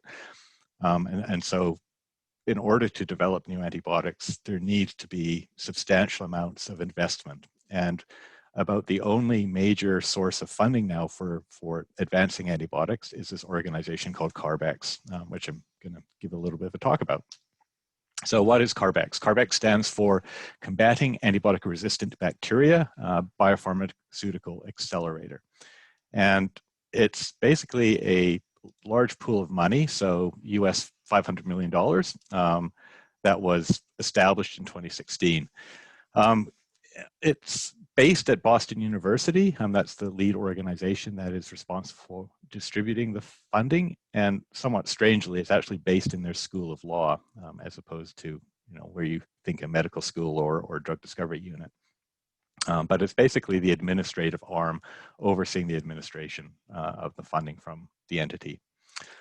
So that the funding came from a variety of research organizations, predominantly from BARDA, which is the US Biomedical Advanced Research and Development Authority, and the Wellcome Trust. So those are the two major contributing organizations. And after they initially seeded the fund, a number of organizations came on board as well, including some funding from Germany, and then the UK government GAMRIF Innovation Fund, as well as Bill and Melinda Gates Foundation. And then they do have some in-kind support from the National Institutes of Health, the NIAID arm of that. And for people that are funded by CARB-X, basically that gives you priority access to testing services that NIAID offers. So these services are available to other researchers as well, and things like doing MICs, in vivo testing, PK/PD, development of your process chemistry. But with the people that are funded by CARB-X, you get sort of moved to the front of the queue for any services that NIAID offers. So CARB-X effectively is the largest preclinical and early development pipeline of antibiotics. And not only antibiotics, but they are looking at other types of therapies. So non-antibiotic treatments, including diagnostics, microbiome approaches, and vaccines. So of their $500 million fund, so far they've invested about $260 million of that into 73 projects that are based in 10 different countries. So it is a global funding organization. And their pipeline has 18 new classes of antibiotics in it. So it really is trying to stimulate the development of new and innovative treatments. So what does CARB-X do? So the main thing CARB-X does is it provides funding, and this is what's called non-dilutive funding. So if you're a company, which almost all the funding has gone to, it's not the funding commitment that can be quite substantial, isn't taking a share in the company. But it does require that you stump up about 10 to 30, depending on the stage of the program, 10 to 30 or 10 to 20% as co-funding, as matching funding to secure the, if you get $2 million from CARB-X, you need to have $200,000 invested of your own money. In addition to the funding, it also has an incredible array of scientific and business experts in antibiotic development, from, a number of people who have been with big pharma when they were developing antibiotics. A number of people have been through biotech companies that have successfully advanced an antibiotic. And for some of those biotech companies, you may be aware that several of the companies that recently got antibiotics approved pretty much went bankrupt soon after they got approval, which is very unusual for biotech companies that get a drug. Normally their stock price goes up and everyone is very, very happy.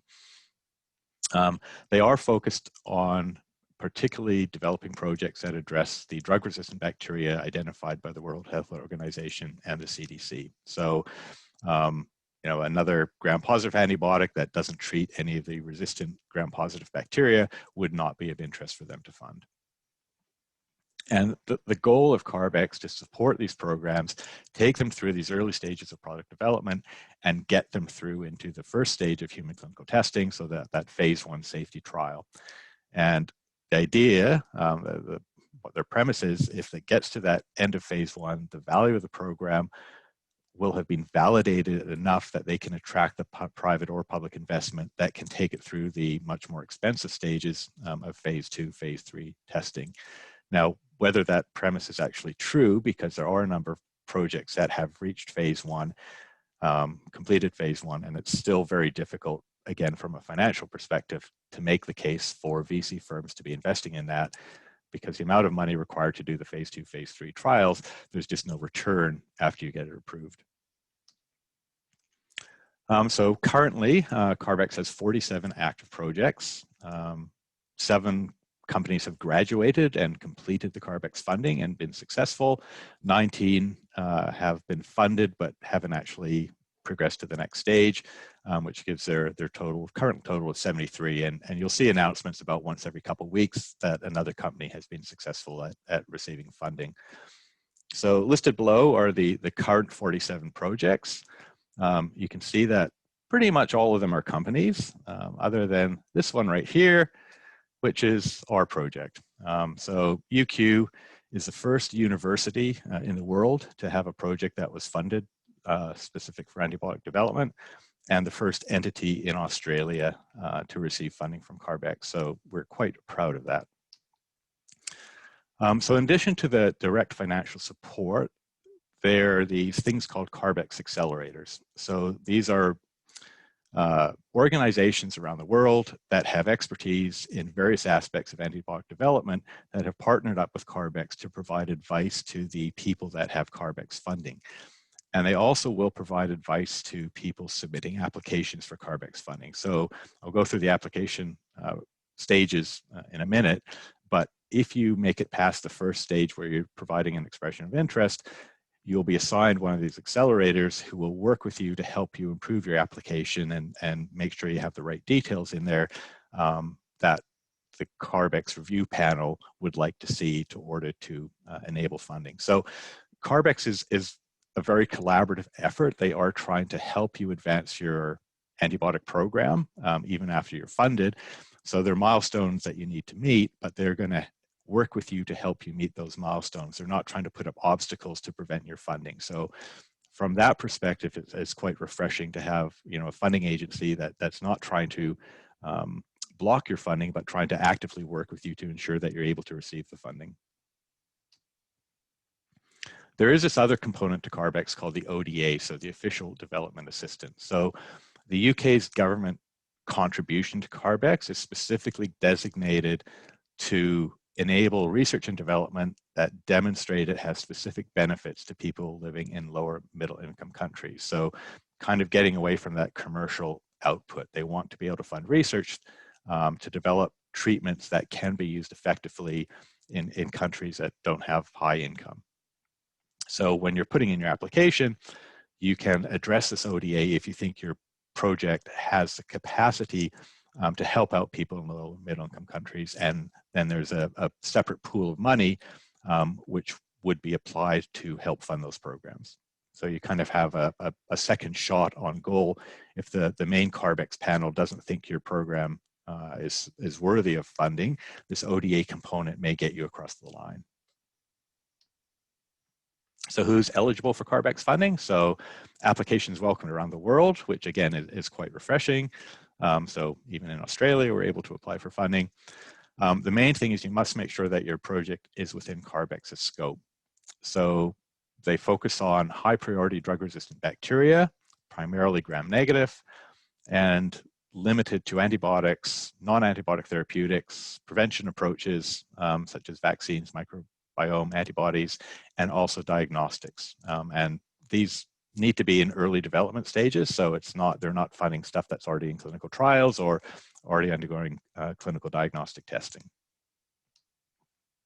And you also must be careful that your projects are within scope of the current funding round. So CARB-X puts out these calls for funding. It's not open to applications all the time.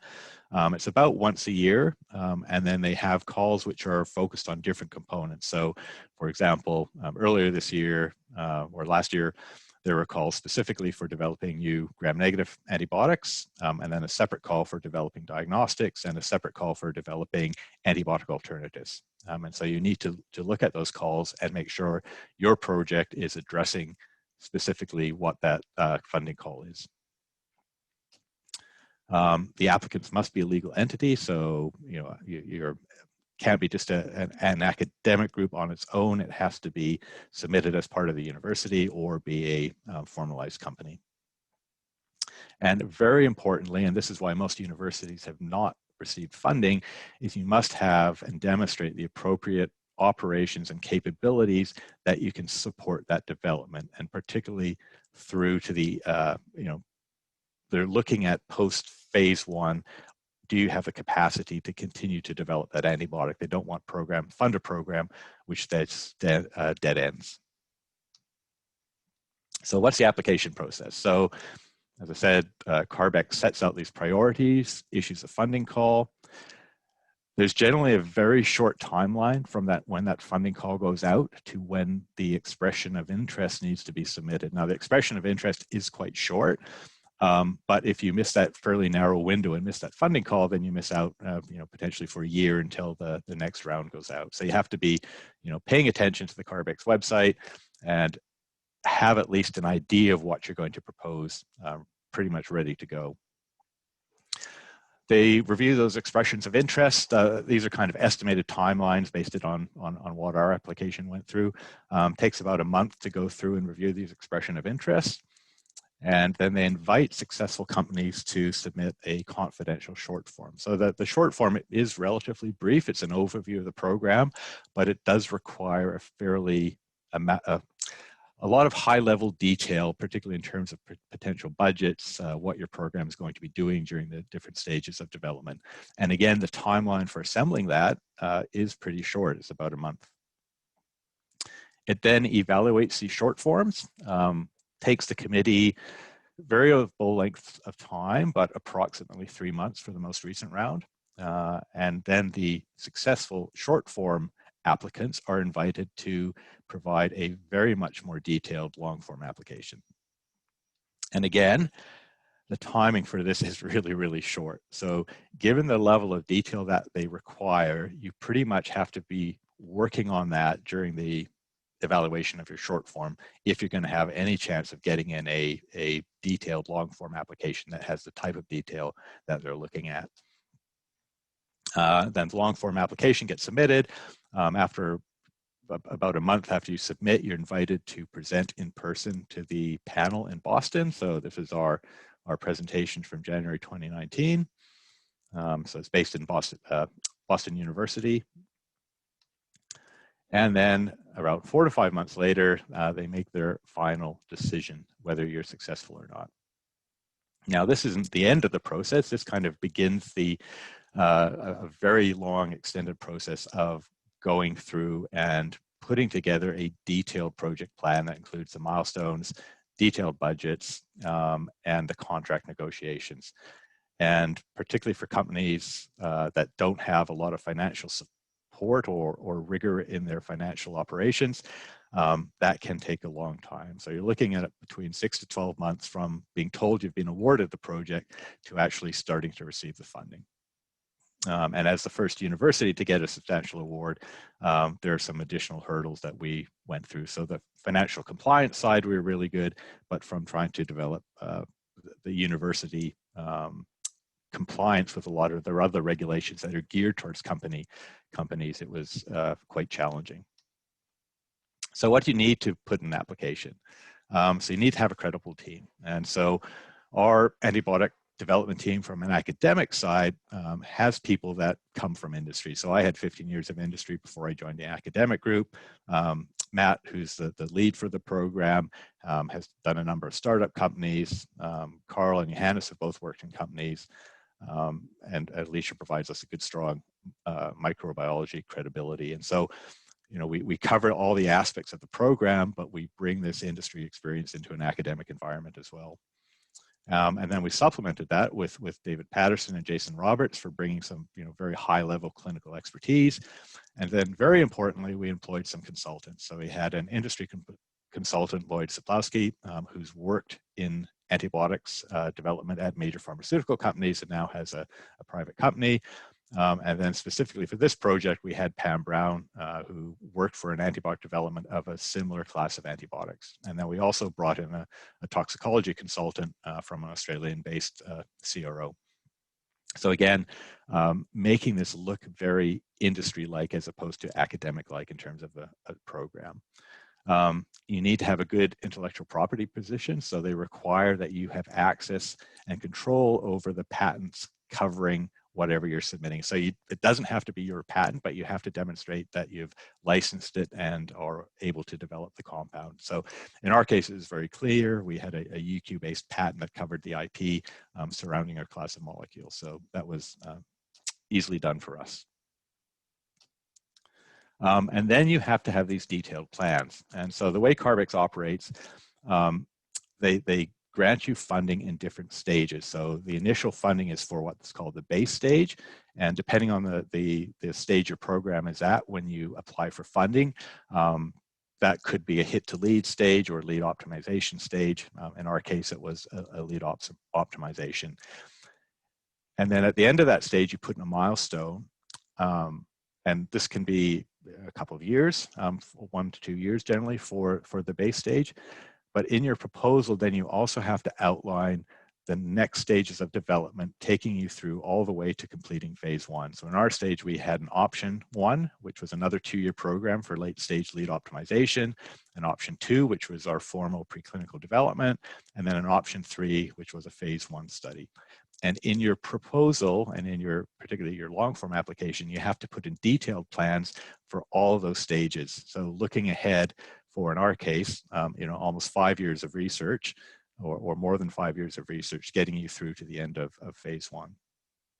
So this is where it takes a lot of time putting together a detailed project along with detailed costing. So you have to go out and seek quotes from all the contract research organizations that can do all these, GLP toxicity studies, your phase 1 enabling preclinical studies, and then your actual phase 1 study as well.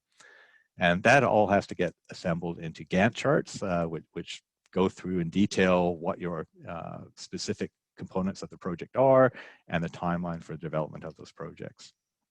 And accompanied by a very detailed budget. So I don't know if you can see at the bottom, but there are 9 different tabs that are covering all the different components of the project.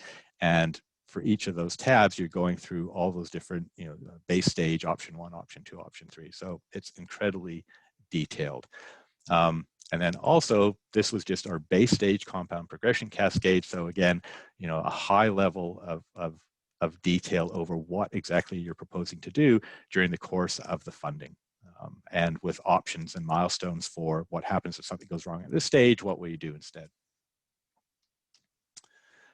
And so obviously, you also need to have behind that a research program with convincing evidence that it's going to be worth funding. So I'll go through fairly quickly some details of what our proposed project or our current project is based on. So it's based on a class of lipopeptides called the octopeptins. These were originally discovered in the 1970s, consisted of 17 structurally related cyclic heptapeptides, which have one exocyclic amino acid down here, capped off with a fatty acid. Structurally, they're a bit unusual. They've got these 4 diaminobutyric acids, which are non-natural amino acids. And then cyclized with a 5th one here. The thing that attracted our attention to the octopeptins is that structurally they look very similar to the polymyxins, but their initial reports back in the 1970s demonstrated they had activity against polymyxin-resistant E. coli.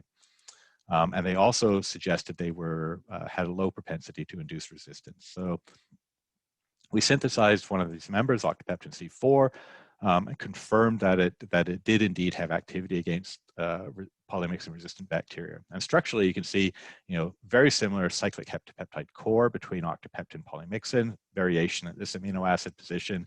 And the main differences are in the tail. So polymyxins have a longer tail, capped off with a fatty acid, and the chirality of this amino acid at this position is altered in octopeptin. So same. In terms of structure, look very similar, but different. They appear to have a unique spectra of action.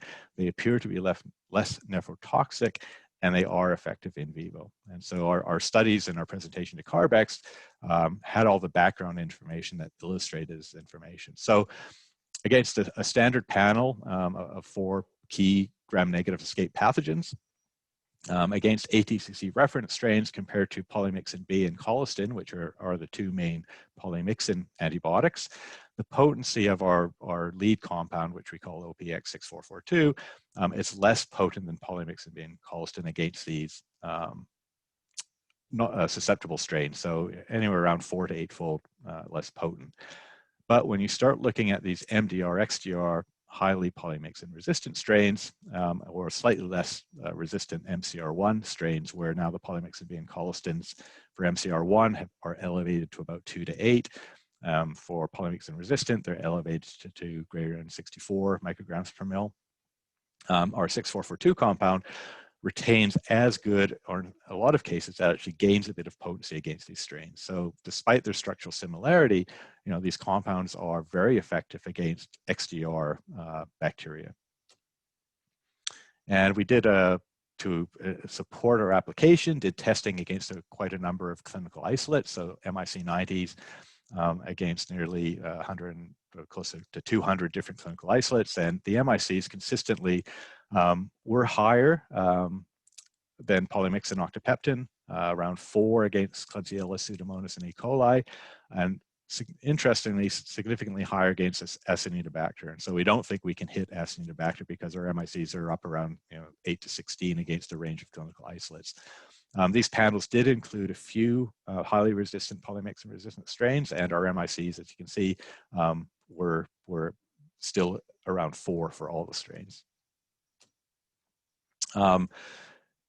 If companies in Australia or academics in Australia are interested in testing against resistant strains, there's a CDC antibiotic resistant isolate bank that they've assembled a collection of clinical isolates that are resistant to quite a number of different antibiotics. And there is, University of Melbourne is holding that collection for distribution within Australia.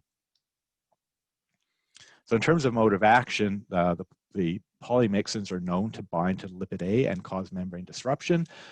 With octapeptin C4, we actually see by SPR stronger binding to this lipid A component. But despite that, when lipid A is mutated, when polymyxin resistant bacteria occur, the octapeptin is still effective against it. So despite these similarities, somehow there are differences in mechanistic activity. And we have made some fluorescent probes which seem to indicate, at least on a phenotypic level, you are seeing differences in how these antibiotics are working. So advantages over polymyxin. One key advantage is that they're a much greatly reduced propensity for the development of resistance. And so just go into that in a bit of detail. So we do these resistance selections assays where for 20 days, we're continuously exposing the bacteria to ever increasing concentrations of the antibiotic. And for both polymyxin B and colistin, you get these huge increases, over 1,000-fold increase in the MIC starting about day 10.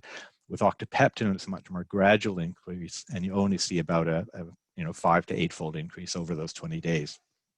And importantly, there's no cross-resistance. So here's the MICs for polymyxin B and colistin, day 20, greater than 128. For octapeptin C4, essentially the same or maybe a slight increase.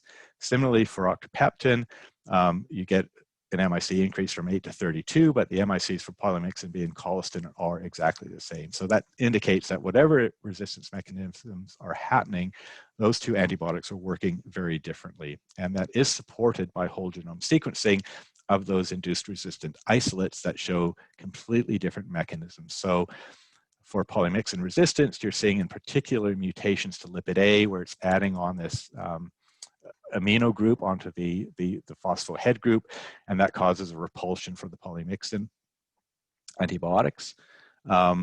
Whereas octapeptin resistance, you're seeing more mutations into the lipid chains going on with the LPS and phospholipids. And that does match up with our indication that the octapeptins are acting on the membrane, but not necessarily directly acting on lipid A.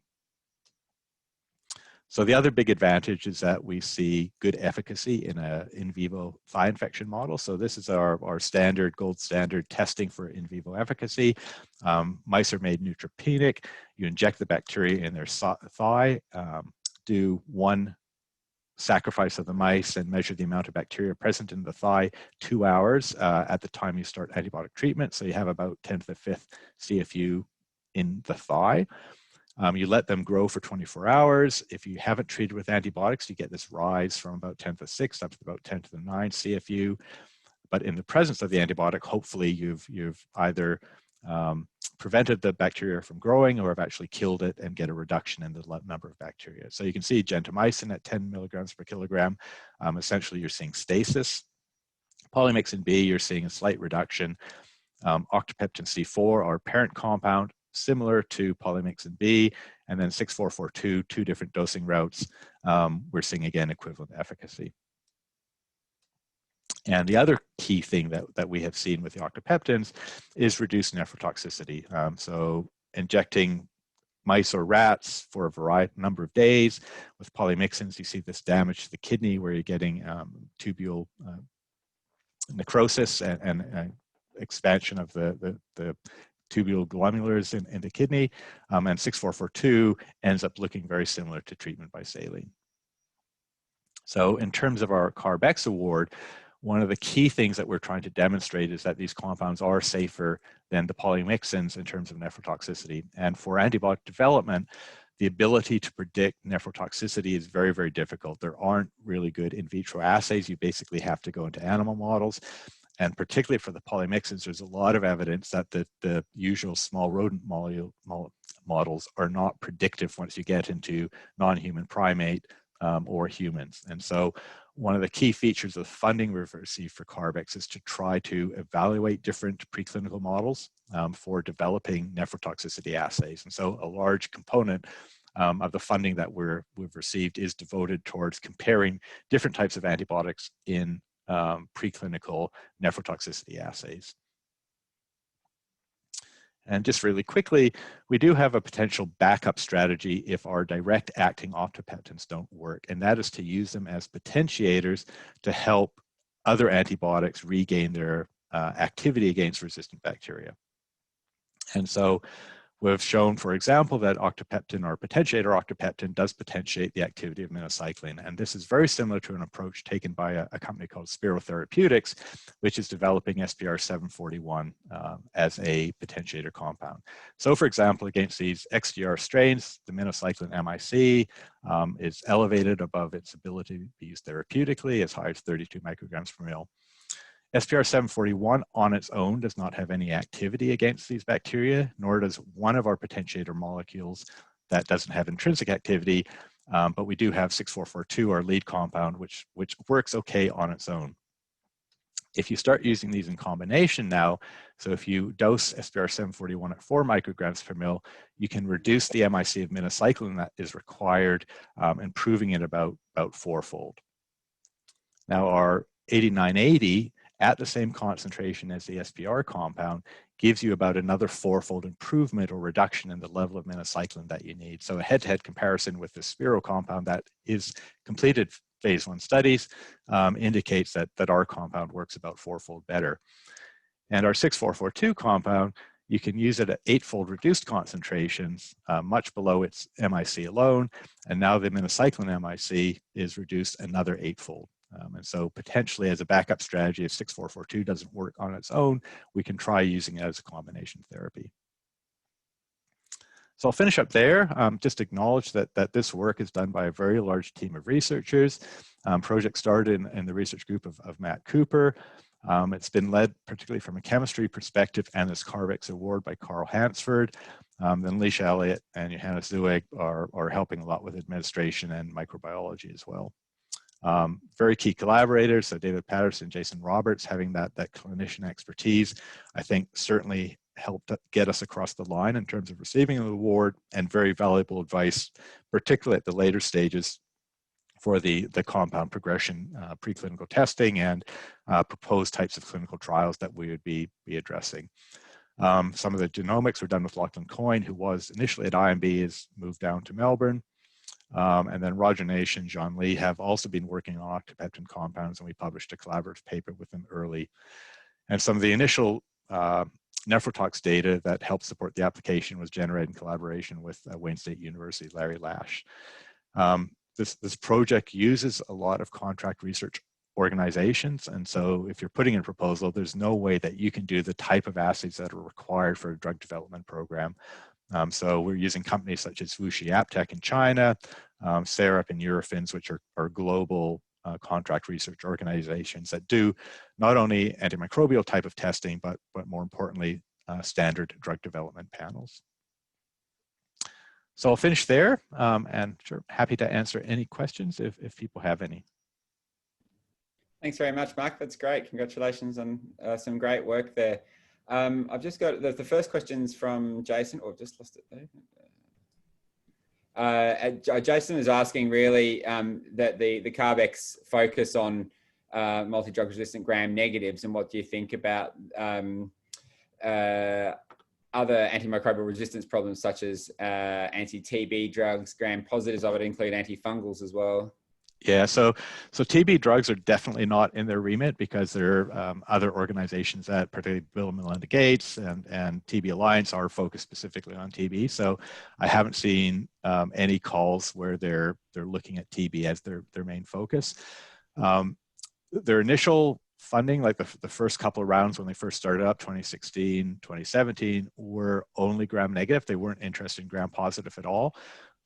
Their most recent calls last year did include the possibility to do gram-positive, but I think it's a much harder case to make. Like, you really need to demonstrate what your advantage is over existing therapies for gram-positive, whereas gram-negative, I think it's much easier to make the case that, you know, if you have these highly resistant bacteria that no other antibiotic currently will treat, you've got something that is an alternative to those therapies. So I think it's much easier to make the case if you have a gram-negative as opposed to a gram-positive. Fungal, I'm pretty sure they haven't had any calls for fungals. I don't know if you tried putting one in, whether you'd be successful or not. You know, I definitely think that's an area that needs a lot of work because it's kind of the looming crisis even behind the antibacterial crisis. Obviously, there are even fewer antifungal compounds in the pipeline, and a lot of, with Candida auris, obviously, a lot of concerns about the increase in resistant fungal infections. Great. Thanks, Mark. There's a question here from Jay. Does CARB-X provide funding only for human research or also drug development in animals? Yeah, no, it is definitely only funding human research. Certainly within Australia, I think the ability to do antimicrobial research focused on veterinary applications, there are a number of potential funding venues for that, in terms of you can go to ARC and try to get funding out of them for a variety of programs, particularly if you've got an industry partner that would be interested. And it is much easier potentially to find industry partner that does have money to invest in animal health research as well. I guess the other thing is that a lot of these antibiotics will work anyway, and new antibiotic classes will be valuable across the spectrum, and there are plenty of examples already of where that's happened. So thank you. Yeah, definitely true. From Brian saying, with CARB-X, how does the funding work out? It seems like it costs more money to release 47 new antibiotics than CARB-X has available. Yeah, so I mean, if you look at the stages of funding antibiotic development, the stage that CARB-X is funding is the relatively cheap stage. You know, so the interesting thing is, you know, so when we put in our initial application, we were compressing our timelines and trying to reduce the funding request that we were asking for to what we thought make it more palatable. But going from the short form to the long form, they explicitly said, look, your timelines are way too short. You're not asking for enough money. You need to be asking for more money to get this through. So there are funding requests to get us through to the end of phase 1 studies is approximately $15 million US.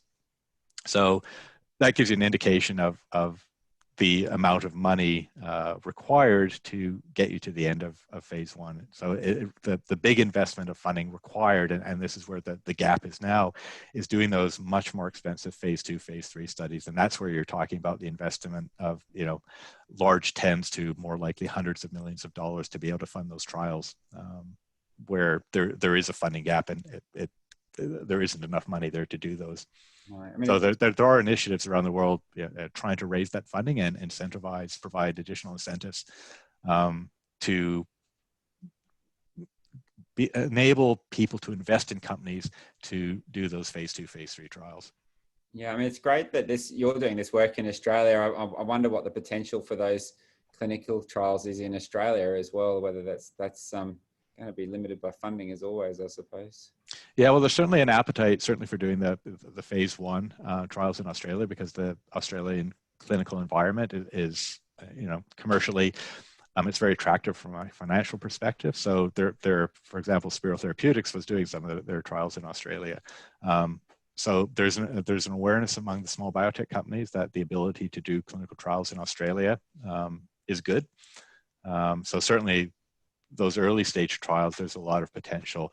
The difficulty, I think, gets to if you are trying to do and going forward. So right now it's pretty much impossible doing a trial that's focused on proving that you've got activity against resistant gram-negative bacteria. A company called Hajkowicz tried to do a clinical trial that was focused just on resistant infections, and it cost them an inordinate amount of money. It was over $1 million per patient. They ended up only with, I think, 32 resistant infected patients in their study. What we've been proposing for our studies is we would be trying to do them in lower middle income countries where the prevalence of highly resistant infections is much higher, so 30 or 40%. So even without a diagnostic, you've got a good chance of recruiting patients that have highly resistant infections, and that's part of our our ODA component going forward. Would be the funding for clinical trials would be spent in lower middle income countries, and I think that potentially is a pathway forward. Nice model. Thank you. There's a question here from Kaz Fersky saying, Mark, there was a workshop last year involving pharma, university, and government about a national program. Any news? Yeah, so there's last month, a couple weeks ago, the industry pharmaceutical development organization, government industry growth center called MTP Connect has launched what they're calling AARNet, or the Australian Antimicrobial Resistance Network. So this is a consortium initially put together of about 30 or 40 different companies that are interested in antimicrobial research, and they're looking to link in the future going forward university researchers into this consortium as well. And they are looking to try to position themselves and potentially put together a CARB-X accelerator based in Australia. So I think, I'm not sure if that's what you're talking about, Kaz, but yeah, there is that on the boards. Great. Excellent. That's all the questions. Mark, fantastic presentation, and congratulations on the great work being done here in Australia. Thanks, and that brings the end of our talks today. We'll try and finish a few minutes early. I'd like to thank you all. I think we had a peak of slightly over 60 people online, so thanks for jumping in on a Friday morning and listening to us Queenslanders. We're still in a bit of a heady glow about the state of origin results, obviously, and haven't quite calmed down from that. But any of our New South Wales members, thanks very much for coming along as well. We enjoy your company up here, and hopefully we'll see you all face to face in coming months as the borders open. Take care. Thanks very much. Thanks, everyone.